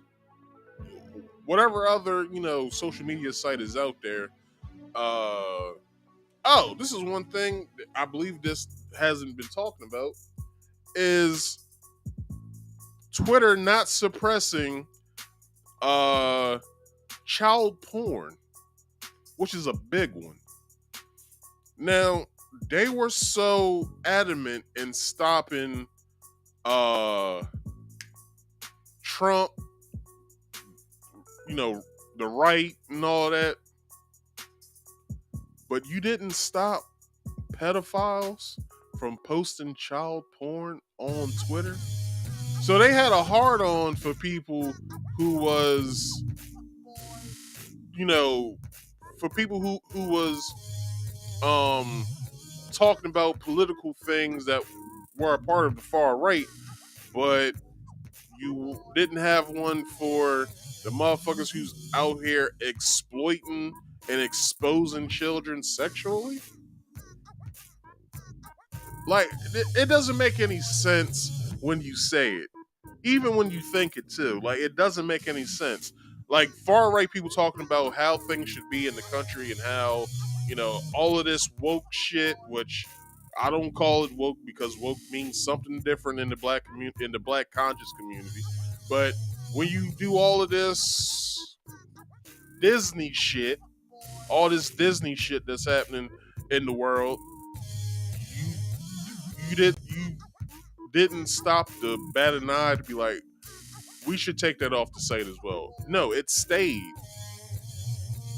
But somehow people talking about politics and how bad this Biden regime is and how he's in the pocket how he's in the pocket of a Ukrainian energy company of which he put his son on the board of, and then his son is smoking crack, and they want all of this other shit deemed unreadable and against company guidelines, but child porn isn't.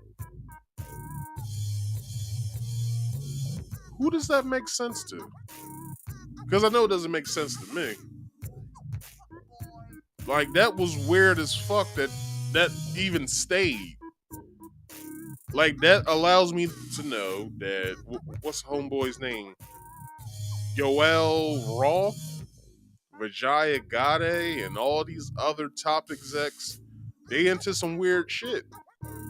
That's what that leads me to think, that those fools are into some weird shit.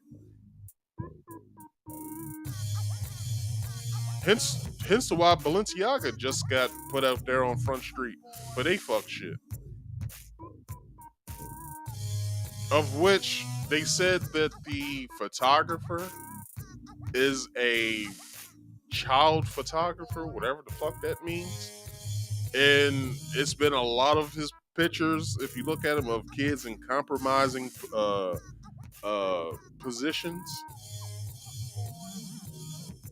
But Balenciaga is looking into, what happened with that and blah blah blah. It's like y'all got so many executives that this has to slip through the hands from. You mean that all of them said that looks fine, I like that, run that. And nobody said, nah, do that over because that doesn't look right. It never happened. Never happened at all. Anyway, let's continue. I only have a little bit left here, and then whoever wants to come up can. So while the first set of files published Friday by journalist Matt Taibbi failed to provide any shocking details, it failed to retract Dorsey and Rep. Ro Khanna, a Democrat California representative, personal email IDs. The first set of Twitter files was released after Musk shared Twitter's internal communications with Taibbi. The documents demonstrated that Twitter officials debated whether or not to suppress the New York Post story. The reporting of which was based on data recovered from Hunter Biden's personal laptop. A decision was eventually made to ban the story from the platform over concerns that it may have violated Twitter's policy on the publishing of hacked materials. This ban was reversed within days, and Dorsey admitted it was a mistake. Taibbi said he found no evidence that I've seen of any government involvement in the laptop story, dismissed a popular Republican conspiracy that the FBI was involved in the decision. But there's one thing that a lot of people's been saying. There's a what's the guy's name? He was head of general communications, I believe. A lot of people suspect him to be an FBI agent, of which Elon gave that the files to, had him sift through it, to where we're not getting a lot of information. Now, we don't know if this dude is or is not a government spy, basically. We don't know.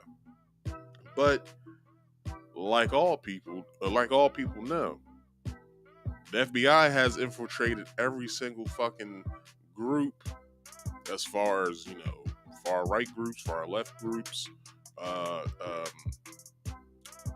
racial hate groups, Black Panthers, the civil rights movement, some companies. What makes you think that they're probably not a part of some of these other social media companies and stuff like that? Like, you had the person sift through this shit, and then he gives you back what he sifted through, and basically you gave him a stack this fucking high, and then he gives you back a packet like I have here. Like, he gave you back that much. Are you fucking serious? Are you fucking serious? Now, the report also mentioned that both the Trump White House and Biden's campaign requested Twitter to take down certain content. In one of his tweets, Taibbi mentioned that Twitter had deleted 5 tweets following a request from the Biden team, but failed to note that the tweets in question were nude photos of Hunter Biden, which were shared without his consent. Or how will we know? Oh, hold on. How do we know if he didn't share them his damn self? Has anybody thought about that? Now, conservatives appeared to latch onto this tweet by claiming it was an example of government censorship, even though the Trump administration was in power at this time. Musk himself tweeted without evidence that Twitter had acted under orders from the government to suppress free speech with no judicial review. And that, my friends, is the end of my reading. But if anyone wants to come up who is still watching, there is a link that's pinned in the live chat. Just ask you to do these 3 things for me. It's only three rules I got for you. Where's my rules at? If you could, you have to be on camera at all times, even here in the backstage. If you don't want to be on camera here to the public, it's fine. You don't have to. There's a question back here that states if you want to be on camera or not, just answer the question. Do not make it a conversation back here in my private chat. I just need your name of what you're going to name yourself that's over your screen. Give me your answer. I'll look at it and I'll make sure that I'll let you know what to do before you come up. And third and final is please silence all background noise. All right, I'm trying to run at least a semi-professional podcast here. I would at least expect someone to, like that I'm doing this show and whatever. But anyway, I'll give you guys 3 minutes. I'm gonna take a quick break and I'll be right back. All right.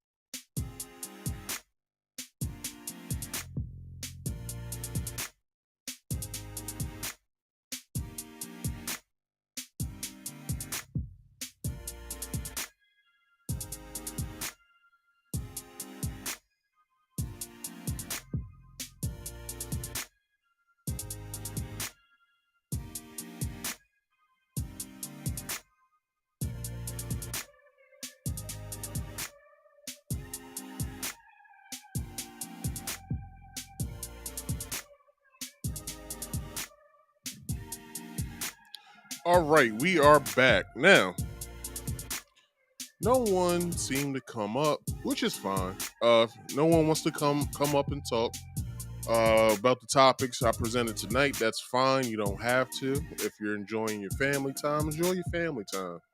I just thank you for being here tonight. I'm still 1 subscriber away to reaching 100. All right. Now, it took me a long time from last year to this year to get to even 99. So I think the people who have subscribed, but please share the word, all right? Share the word. Please like this video, share this video, and subscribe if you're new here.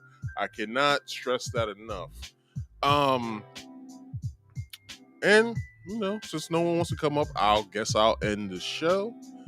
So let me hit my theme music and we'll get on out of here. I'll let you guys to your own devices. Damn, it is 10:30 over. But anyway, let's get into that. All right, people, please follow the sound of my voice.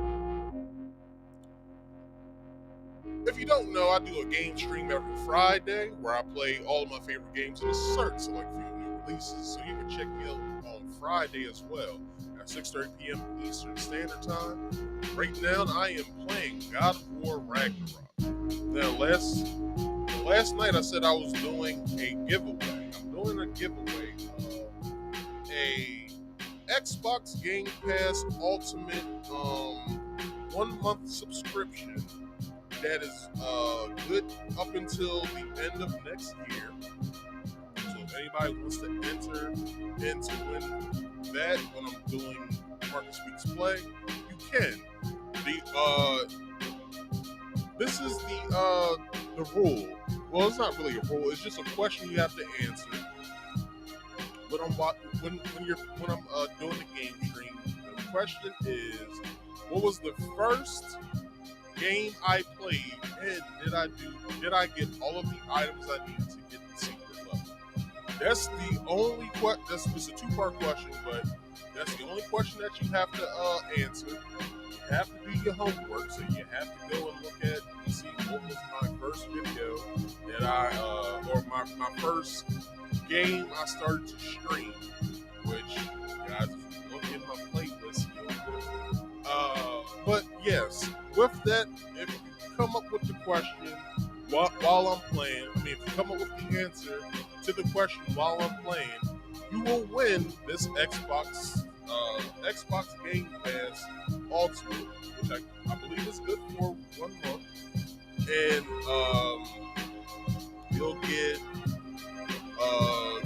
100 plus games of high quality games with friends on PC, and console, phones and tablets, including EA Play and more. So you're getting a whole lot for what's here. So when you win, I said I would take a picture of both sides, so I'm not bullshit, and I will write in the code that you need to win to get the Xbox Game Pass. So next week, same giveaways going on. Nobody won last night, so if you're going to be watching, hold on, let me turn myself there. If you're going to be watching the game stream next week, you can, because I will be running that same giveaway. All right, so do yourself a favor, watch. Make sure you have your answer ready for me, and I'll make sure that I'll give you that game. So Saturdays, I do this here game stream called Marcus Speaks Live. You can catch me at 6:30 p.m. Eastern Standard Time.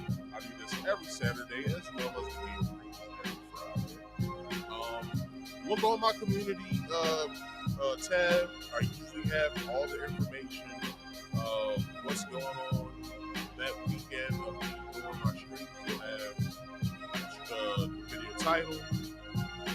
You'll have the thumbnails of what I'll be talking about, as well as what games I will be playing. So you can catch me Fridays and Saturdays at 6:30 p.m. Eastern Standard Time. Don't be late, because I will be sometimes. If you could, please go and subscribe to both of my YouTube channels. My main channel is Marcus Speaks. I also have my game channel, Marcus Speaks Play. But you can catch all of my games stream stuff here on Marcus Speaks as well. But if you just want to watch games, all of that, go to Marcus Speaks Play. So you can subscribe to either channel from either channel. It doesn't matter. You get big Pilon from here. Hold on, turn this music on. Would you like to be on camera, sir? Would you like to be on camera?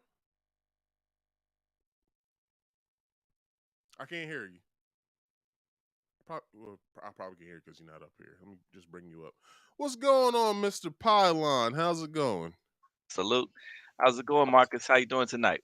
I'm good, man. How are you feeling? How you feeling tonight? Man, Who's winning? feeling good watching the Pacquiao fight out here, people. I got right now it's still the undercards. It's a fighter named Maurice Lee fighting Kim. Shu Young Kim. So it's undercard still. Okay. I didn't know about the Pacquiao fight, so I do my stream every week. It usually lasts 3.5 hours, if not 4 sometimes. So I'm a big boxing and fight fan, so I got the fight on and enjoying myself on a Saturday night, doing pretty good. I've been watching the show, commenting. What you got in your cup? I see you drinking over there.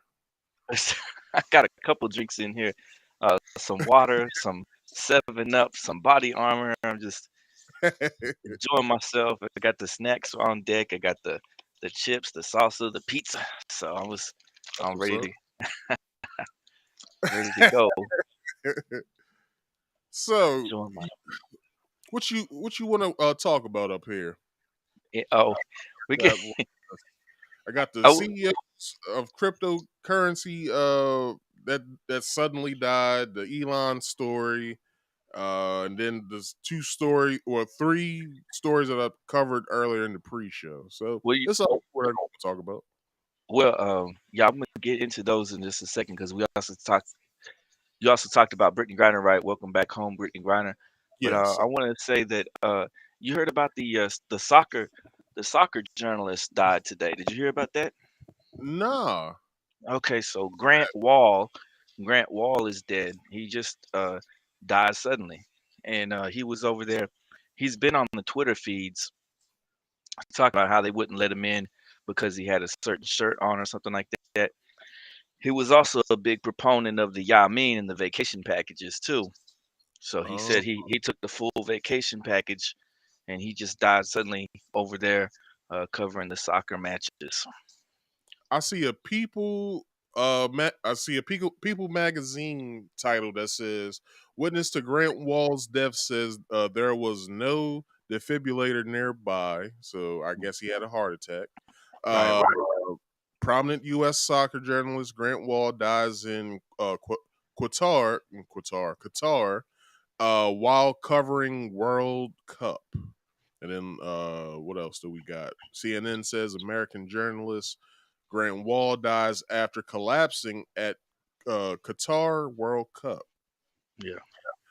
So go ahead, tell us what's going on with this.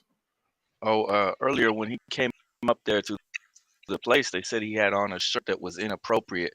So his family is actually touting. There's 2 sides going on right now. His family is touting that they think that it was suspicious, that it was suspect. They think that he was gotten out of the game by someone there at the match that was upset over him wearing one of those. I think he had on a rainbow shirt or something like that when he headed into the matches at the soccer games. And then, of course, online, everyone's pulling up his old tweets where he was saying, everybody better get their vacation package. They better be down with the Yamin. And now, he's out either one way or the other. One thing or the other got him out of here, I guess. But also someone else was saying that maybe he had bronchitis. So I'm not sure what's going on with that. It was just all of a sudden he posted up some pictures of himself saying that the security wouldn't let him inside the building. Then he did get inside the building. The next thing you know, he's gone. He's no longer with us. So prayers up for his family left behind. But man, the Hoteps have been telling us for a long time, and all these holistic doctors have been saying it for a long time. That vacation package is nothing to mess with. Is it a black shirt with a rainbow? It's a soccer ball, a rainbow around. Oh, so that was what he was wearing. That's what he was wearing, and that's why his family is posting online right now that they think that it was suspect. That they think that somebody took him out somehow. I don't know. All right, I'm gonna drop you out real fast so I can show this picture real fast. Hold on. That's what he was wearing, y'all, right there. That shirt. So let me bring you back in. I'll be right there. There we go. Probably could have did it without. Yeah, I could have did that. Let me see what it looked like. Yeah, that looked better. But yeah, this is the shirt that he was wearing, everyone. So I what I do know, they said in Qatar that any of the moist shit is not welcome, and a lot of the, I guess I would say the people who, I guess I guess the players, some of them were saying like how, you know, that shouldn't be, like they should allow people to wear whatever they want, and it's like, well, that's Qatar law. Like you can't, none of that shit. Like they also said, look, you can be who you are, but we don't want that shit out in the streets in public. Like keep that shit to yourself. It reminds So me it's of, I was gonna say, it reminds me of here in the U.S. Remember back in the day when they used to have the starter jerseys, and places started banning them because of all the violence that started happening.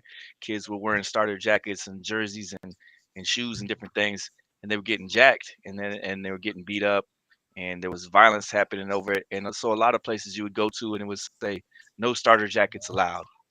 So you couldn't bring your starter jacket in there anymore, right? And that was a few years. That was several years back ago. But there was a big ban on that. And so if I guess, you know, you go to these spots and they say don't come in here with this or that, I guess that's their accordance, whether you want right. to play, you want to go in there or not. We all went to school. We all know what rules are. Like girls, when I was in school, and I'm pretty sure this was all around. Girls couldn't wear spaghetti straps. They couldn't wear shorts below the length of their thumb, or I'm sorry, above the length of their thumb to their side. What else? They couldn't wear halter tops. They couldn't wear. I forgot what else, but I know with the guys, which a lot of us did, because you know, I graduated during the big jeans, large T-shirt era, the crunk and hyphy era. That was my time in my senior year in high school. So you know, we wore big shit. So it was like, eventually, if you didn't have a belt on, it was gonna sag. So we all been through this shit before. Like we Yeah, need to stop like with the whole, well, they need to change this and change that. It's like, nah, yo, that's law. That's just like with the whole Brittany Griner thing, her taking the vape pen with the THC oil in her bag. It's like, well, everyone's saying, well, that's wrong that they put her in jail for 9 years. It's like, it's their law. yeah. She Well, broke the law, so she has to pay the consequences. it goes back to that American privilege, right? We think Exactly. we think we can take it with us every spot we go to and start cutting up. And you need to be aware of the area that you're in. For instance, Indonesia has a law that they're working on right now. It's a no sex law. You have to be married before you can have sex. Premarital sex could get you landed in jail. So if you take your American privilege over there to Indonesia, start fooling around, you might wind up in a spot. You might get hammed up. So you got to pay attention to your laws and your areas that you're at. I'll make sure I won't be going to Indonesia anytime soon. um. So do you want to get into the Brittany Griner stuff, or do you have more on like the whole World Cup thing? I didn't. I just wanted to bring up the the Grant Wall situation, Okay. and that was it really. That's all I had. Just wanted to jump in with that. All right. Well, hey man, like I told Cannon last week, you're more than welcome to come up here anytime you want. I do this Appreciate every Saturday at 6:30 p.m. Eastern Standard Time. I always have the link in the chat, so if you ever want to come up talk about any of the topics that I'm talking about, you can come on up. You're more than welcome. All right, I'll be back. I appreciate it. All right. So, you got a YouTube channel, don't you? Yeah, J Pilon, JayPilon. Everybody go over and follow J Pilon. All right, follow J Pilon on Twitter and YouTube and anywhere else that he's at. You know, get his numbers up. All right. So, appreciate what do I have for you that I would like to talk to you about real fast before you go, or before I go, really? Okay, well, let's get into the Brittany Griner stuff because so we all know that Biden's dumbass made the stupidest trade even in life, like in sports. If this was sports, motherfuckers would be like, why the fuck would you do that? So I say, why the fuck would he do that for one of the most dangerous men in the world? Why the hell would he make that stupid ass trade for Britain?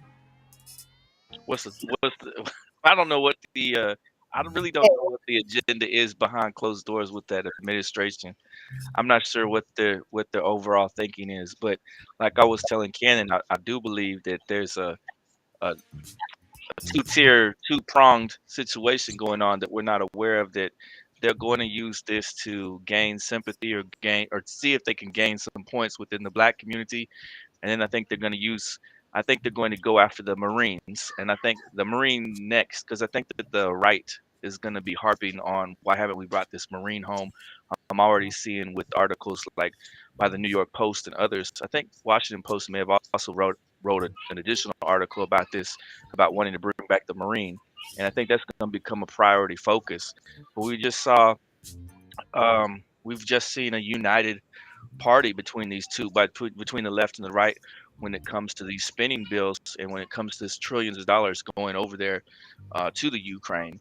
And we saw 176, I think, members of the right and 180 something members of the left, whatever it was, in Congress today pass another spending bill to increase the funding for the Ukraine. So you have a union party, despite their political rhetoric and so-called differences behind closed doors. A lot of their donors and stuff like that, it's like it's two wings of the same bird, and they participate in a bit of everything is a stage for them. So I think that we're going to see them get the Marine out eventually, whether before Christmas or afterwards. And I think they're going to use that as another talking point to try to get the get really the right vote as well. I think whether they achieve it or not. It's the same with Biden. Whether or not he achieves any kind of additional voting or support within the black community, it's still the messaging that they're going to go with. I believe that they're going to probably trot Brittany Griner out with them on the campaign trail when we see Biden running again, because we certainly have seen little to nothing from Kamala. I mean, come on, she's been an absentee vice president, and she's hardly articulate, and she's just as bad and as goofy as the current head of state.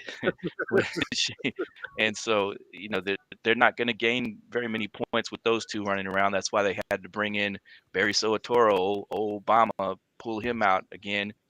And get him back on the trail with them. So I think they're going to do the same thing here with Brittany Griner, and I think they're going to pull another Victor boot out from somewhere, or pull another stunt. Whether it's aid or money or giving up concessions or something to get the Marine out. And I think they will eventually, because I think the right is going to harp on it for a very long time to come. Right. So. So with Brittany being out, you saying that they'll push her to the front to garner a more a voting block of black voters. Now, although black people are predominantly Democrat, and Right. they'll probably vote for Biden again because they don't want the other guy in or whatever. So, but I always say this: black folks, do y'all have buyer's remorse yet? Because I know, because I didn't vote, but still,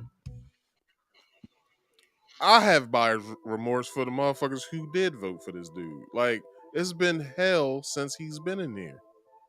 So I would like to say this. So, okay, it's nice that Brittany's home. Like, she's back with her wife, but she's still a deadbeat dad. So, I don't know if you know the story behind that, but what her, I guess it was her first wife. Her first wife got artificially inseminated, and they said that she would, not when she was pregnant, but she beat on her or whatever. But that's besides the fact. But like, what is it with? I'm all over the place right now. Hold on. So with Biden doing this to garner the black vote, do we see Biden having term number 2 coming at all? Man, it's my hope. It's my hope not. But shoot, I don't know. It doesn't seem likely to me at this point that he's going to make it that far, because what is he, 81 or something like that right now? And I don't know if he's going to be able. That's another whole campaign.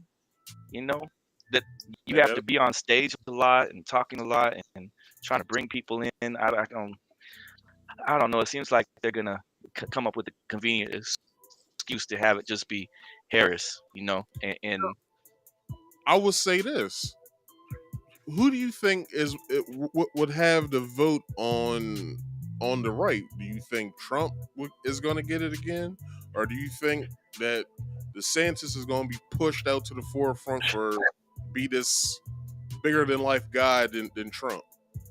The establishment right is pushing real hard for Ron DeSantis, and when you look at the members of his cabinet that are connected to the World Forum and to the Council of Foreign Relations, you understand why. A lot of his people that are backing him, a lot of his people that are with him, are pro elite, and they're pro members of the same group that would have been a part of what you saw with Bush Jr. and with basically that what they call those rhinos and the neo Republican movement. I think that they're wanting to get Ron DeSantis in there more than Trump, because we've seen that he's just a free thinking person that just randomly spouts whatever's off the top of his dome. He doesn't really sit back and say, okay, everything has to be scripted, everything has to be polished. But that's not the case with Ron DeSantis. Everything with him is a bit on polished side, at least, right? We don't see any blurbs out of his mouth that aren't strategically placed there.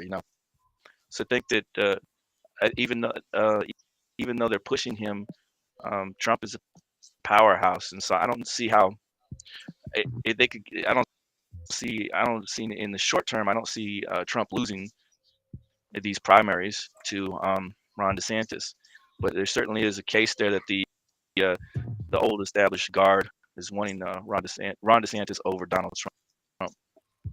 Okay. Funny question. Do you think Ye has a chance to win? Who's that? Ye, Kanye. Do you think he has a chance to win?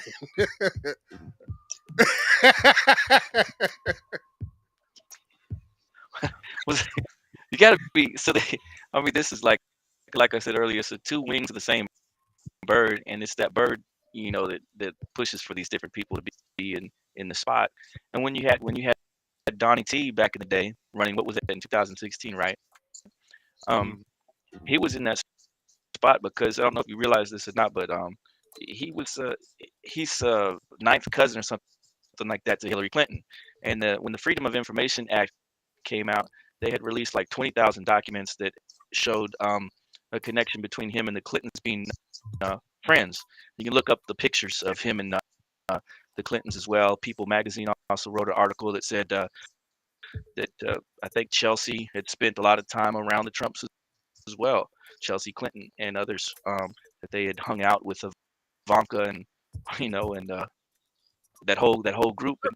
Because they're around the same age, right? Ivanka and Chelsea, right? Right, and they were big at Mar-a-Lago and the golf tournaments and the tennis tournaments. So there's like hundreds and hundreds of pictures you could find online of the Clintons and the Trumps together. They were hanging out at each other's barbecue at all times. So when they had that run, I don't think that Clinton side of the elite was thinking that Donnie T was going to win. They thought it was just in the bag for them, and so they pushed ahead for it to happen. After he won, though, it was a media barnstorm to get him the heck out of there, and that was priority number one, was to get Donnie T out of the picture, which is what all the media companies worked really hard to try to ensure. And going forward, I think that he'll win the primary, and it seems to me that he will regain the White House, as unconventional as that might seem. But we'll see. Yeah. But we'll see, because there's the big issue though is that Arizona, Pennsylvania, and one of the other spots are basically Pennsylvania, Florida, right? right? Is it Florida? No, it's I forgot the other location, but those three states that are in question all the time, they seem to be really defunct. And you remember seeing the guy that was at in the Arizona at the Marcipo or whatever county, where he was complaining and saying, hey, they weren't even letting us in here and this and that. Those three states have to have their things fixed so that everyone's stuff counts, everyone's thing matters. Got to be selective over here on YouTube. I saw that Carrie Lake was I think she had a statement that came out and said that she will be suing the Arizona what do you call it, the Arizona board, electoral board. Because I believe she's doing that because her opponent, I've just recently got the word that they won, and like you just said, like the Arizona in that county, the guy came out and said, yeah, they weren't letting us in here to vote, and that's basically voter suppression. So what would you say when it comes to that situation, to the Carrie Lake and whatever her opponent's name was? At their local level, they're gonna have to have lawsuits. They're gonna have to do investigations, and they got a lot of groundwork to cover from 2022 to 2024 in order for things to be put right. I would like to see everything done fairly, whether you're going in there to vote for Ye or Donnie T or Joe Nicholslick. Whatever the heck you're about to do, go ahead and let that be counted for whoever. But to see the massive amount of errors taking place is pretty jacked up in a country that's supposed to be so free, and yet we're running a system that seems third worldish. So hopefully they get that. Hopefully they get this thing fixed up before then. But if they don't, then it's a wrap. And there's no way that there's no way that DeSantis or Trump gets back in if they don't get this rectified. And so you'll another few more years of Nicholslick, but or Harris, because I don't know if he's gonna hold up through that entire time. He's been really wavering, on his ability to go this long. Right. All right, one last question before I get out of here. This whole Twitter files thing. So I don't know if you heard me read the part where Jack Dorsey said, "Release everything. I want everything out there." What's your thoughts on the Twitter files? Because HJ and and Cannon did the stream where they talked about the first set of them and how it really wasn't shit. Like, it basically was nothing that we didn't already know. So what do you think is going to come out of this other than, Hunter Biden shit that we already knew? What do you think what else we're going to see with this whole new rollout of who's doing it now? Because I know Matt Taibbi did the first part of it. Who's the person? Is it Barry Weiss? Barry Weiss, who's Barry Weiss, who's on there putting out some different files at the moment. I think that we won't see anything from it. I don't think that there's going to be any. Who's going to be held accountable? Probably no one. Because it's just like wherever there's seats of corruption, those seats of corruption are hard to displace. So you've got an officer. What was it? That officer that was handing out the feces sandwich. I don't know if you saw that, but a police officer handed out a feces sandwich to a woman, and then he got let go from his job. Well, a couple weeks later, he was hired at another spot as a policeman. So, so when you look at these people that were bigwigs, they're suppressing people's speech. Basically, they're just going to be hired over there at Alphabet or one of these other spots to suppress speech, and they're not going to be held accountable for what they've done or what they're doing or what they're going to be continuing to do. If anything, they're probably going to applauded for it and rewarded for it. So I doubt that anything, and also it doesn't seem like they're releasing any of these. When I worked at the Obamacare, we had a Discord also, just like we do here with yours. You have Discord, excuse me, and a lot of communication can flow freely back and forth and those things. I'm sure that over there at Twitter, they probably had this similar setup, and they could probably access that and get all kinds of information off of that. But that doesn't look like they're going to do that. Doesn't look like they're going to reveal any of the behind closed doors, really juicy stuff. And it's just like when we go back to Hillary Clinton in the email servers and how she erased tons and tons of data and tons of information. But what was in those conversations that was lost to time, and we'll never find out, right? Mm-hmm. It's basically what their apparatus is to do. Cover up. All right, man. I thank you for coming up. Appreciate you. To me. Like I said, you want to come up at any time, just come on up, all right? But again, I thank you for coming up. Thank you for having this nice little brief talk. Let everybody know again where they can find you again. Jay Pilon, JayPilon. I've got a YouTube. I've got a Twitter. They're both the same. Jay Pilon. I think it says Jay Pilon 3 over there on Twitter, and it says just Jay Pilon over here on the YouTube. You catch me usually with Cannon Hotep on Thursday nights after the Hotep's Been Told You show, and you can also catch me on Tuesday nights. All right. Well, brother, I thank you for coming up. I thank you again for speaking all this good proof that you got. Shoot, come up anytime, like I said. All right. No problem. Appreciate you, man. You have a good one. All right, you too. All right, people. Shouts out to the Hoteps. So I'm gonna get myself on out of here. I'm gonna get myself something to eat because I am starving. Now, we will do the theme music one more time, and I will be doing my promotions all over again. So once again, you can catch me every Friday and Saturday at 6:30 p.m. Eastern Standard Time. All right.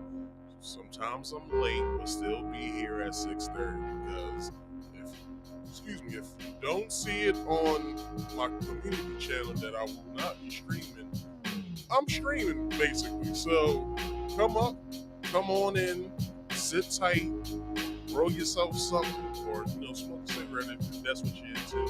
Pour yourself some drink, whatever that you like to drink on, and sit tight. I'll be here with all the information that you need for all the fun gameplay that you need. So, like I said, 6:30 p.m. Eastern Standard Time. Be here because you're always going to get a good show, either it's the game stream or the podcast. So, by doing that, by knowing what I'm going to be up here, please go ahead and subscribe to Marcus Speaks and Marcus Speaks Play, which is my second channel that you can catch me on. I simultaneously stream to both on Fridays, and then I only stream here on Marcus Speaks on Saturdays.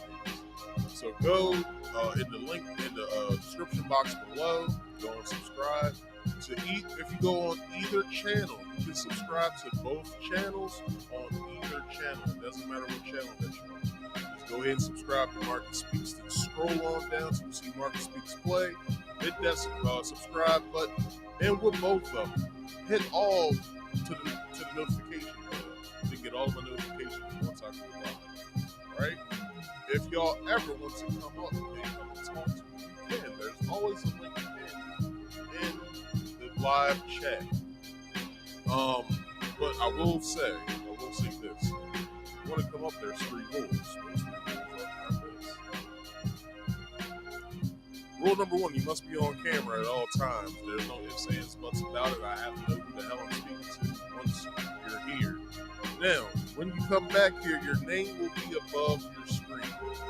Please write in the private chat that's back here. Do not make it a conversation. What you want to do once you come up, once you come onto the show to the public. If you want to be on camera, or if you don't want to be on camera. That'll allow me to know what I should do before I bring you up. So, and the third rule is please silence all background noise. That means so, if you want to come up, please make sure you go to a nice and cool spot in your house. It doesn't matter where. Just make sure that there's no background noise. And you can come up here and we'll have a nice chit chat like me and Jay did just before I started, I started to get out of here. So, I have one more thing for you to do, and that is please to like this video, share this video to your social medias, and share this show as well as my channel or channels to your social media as well.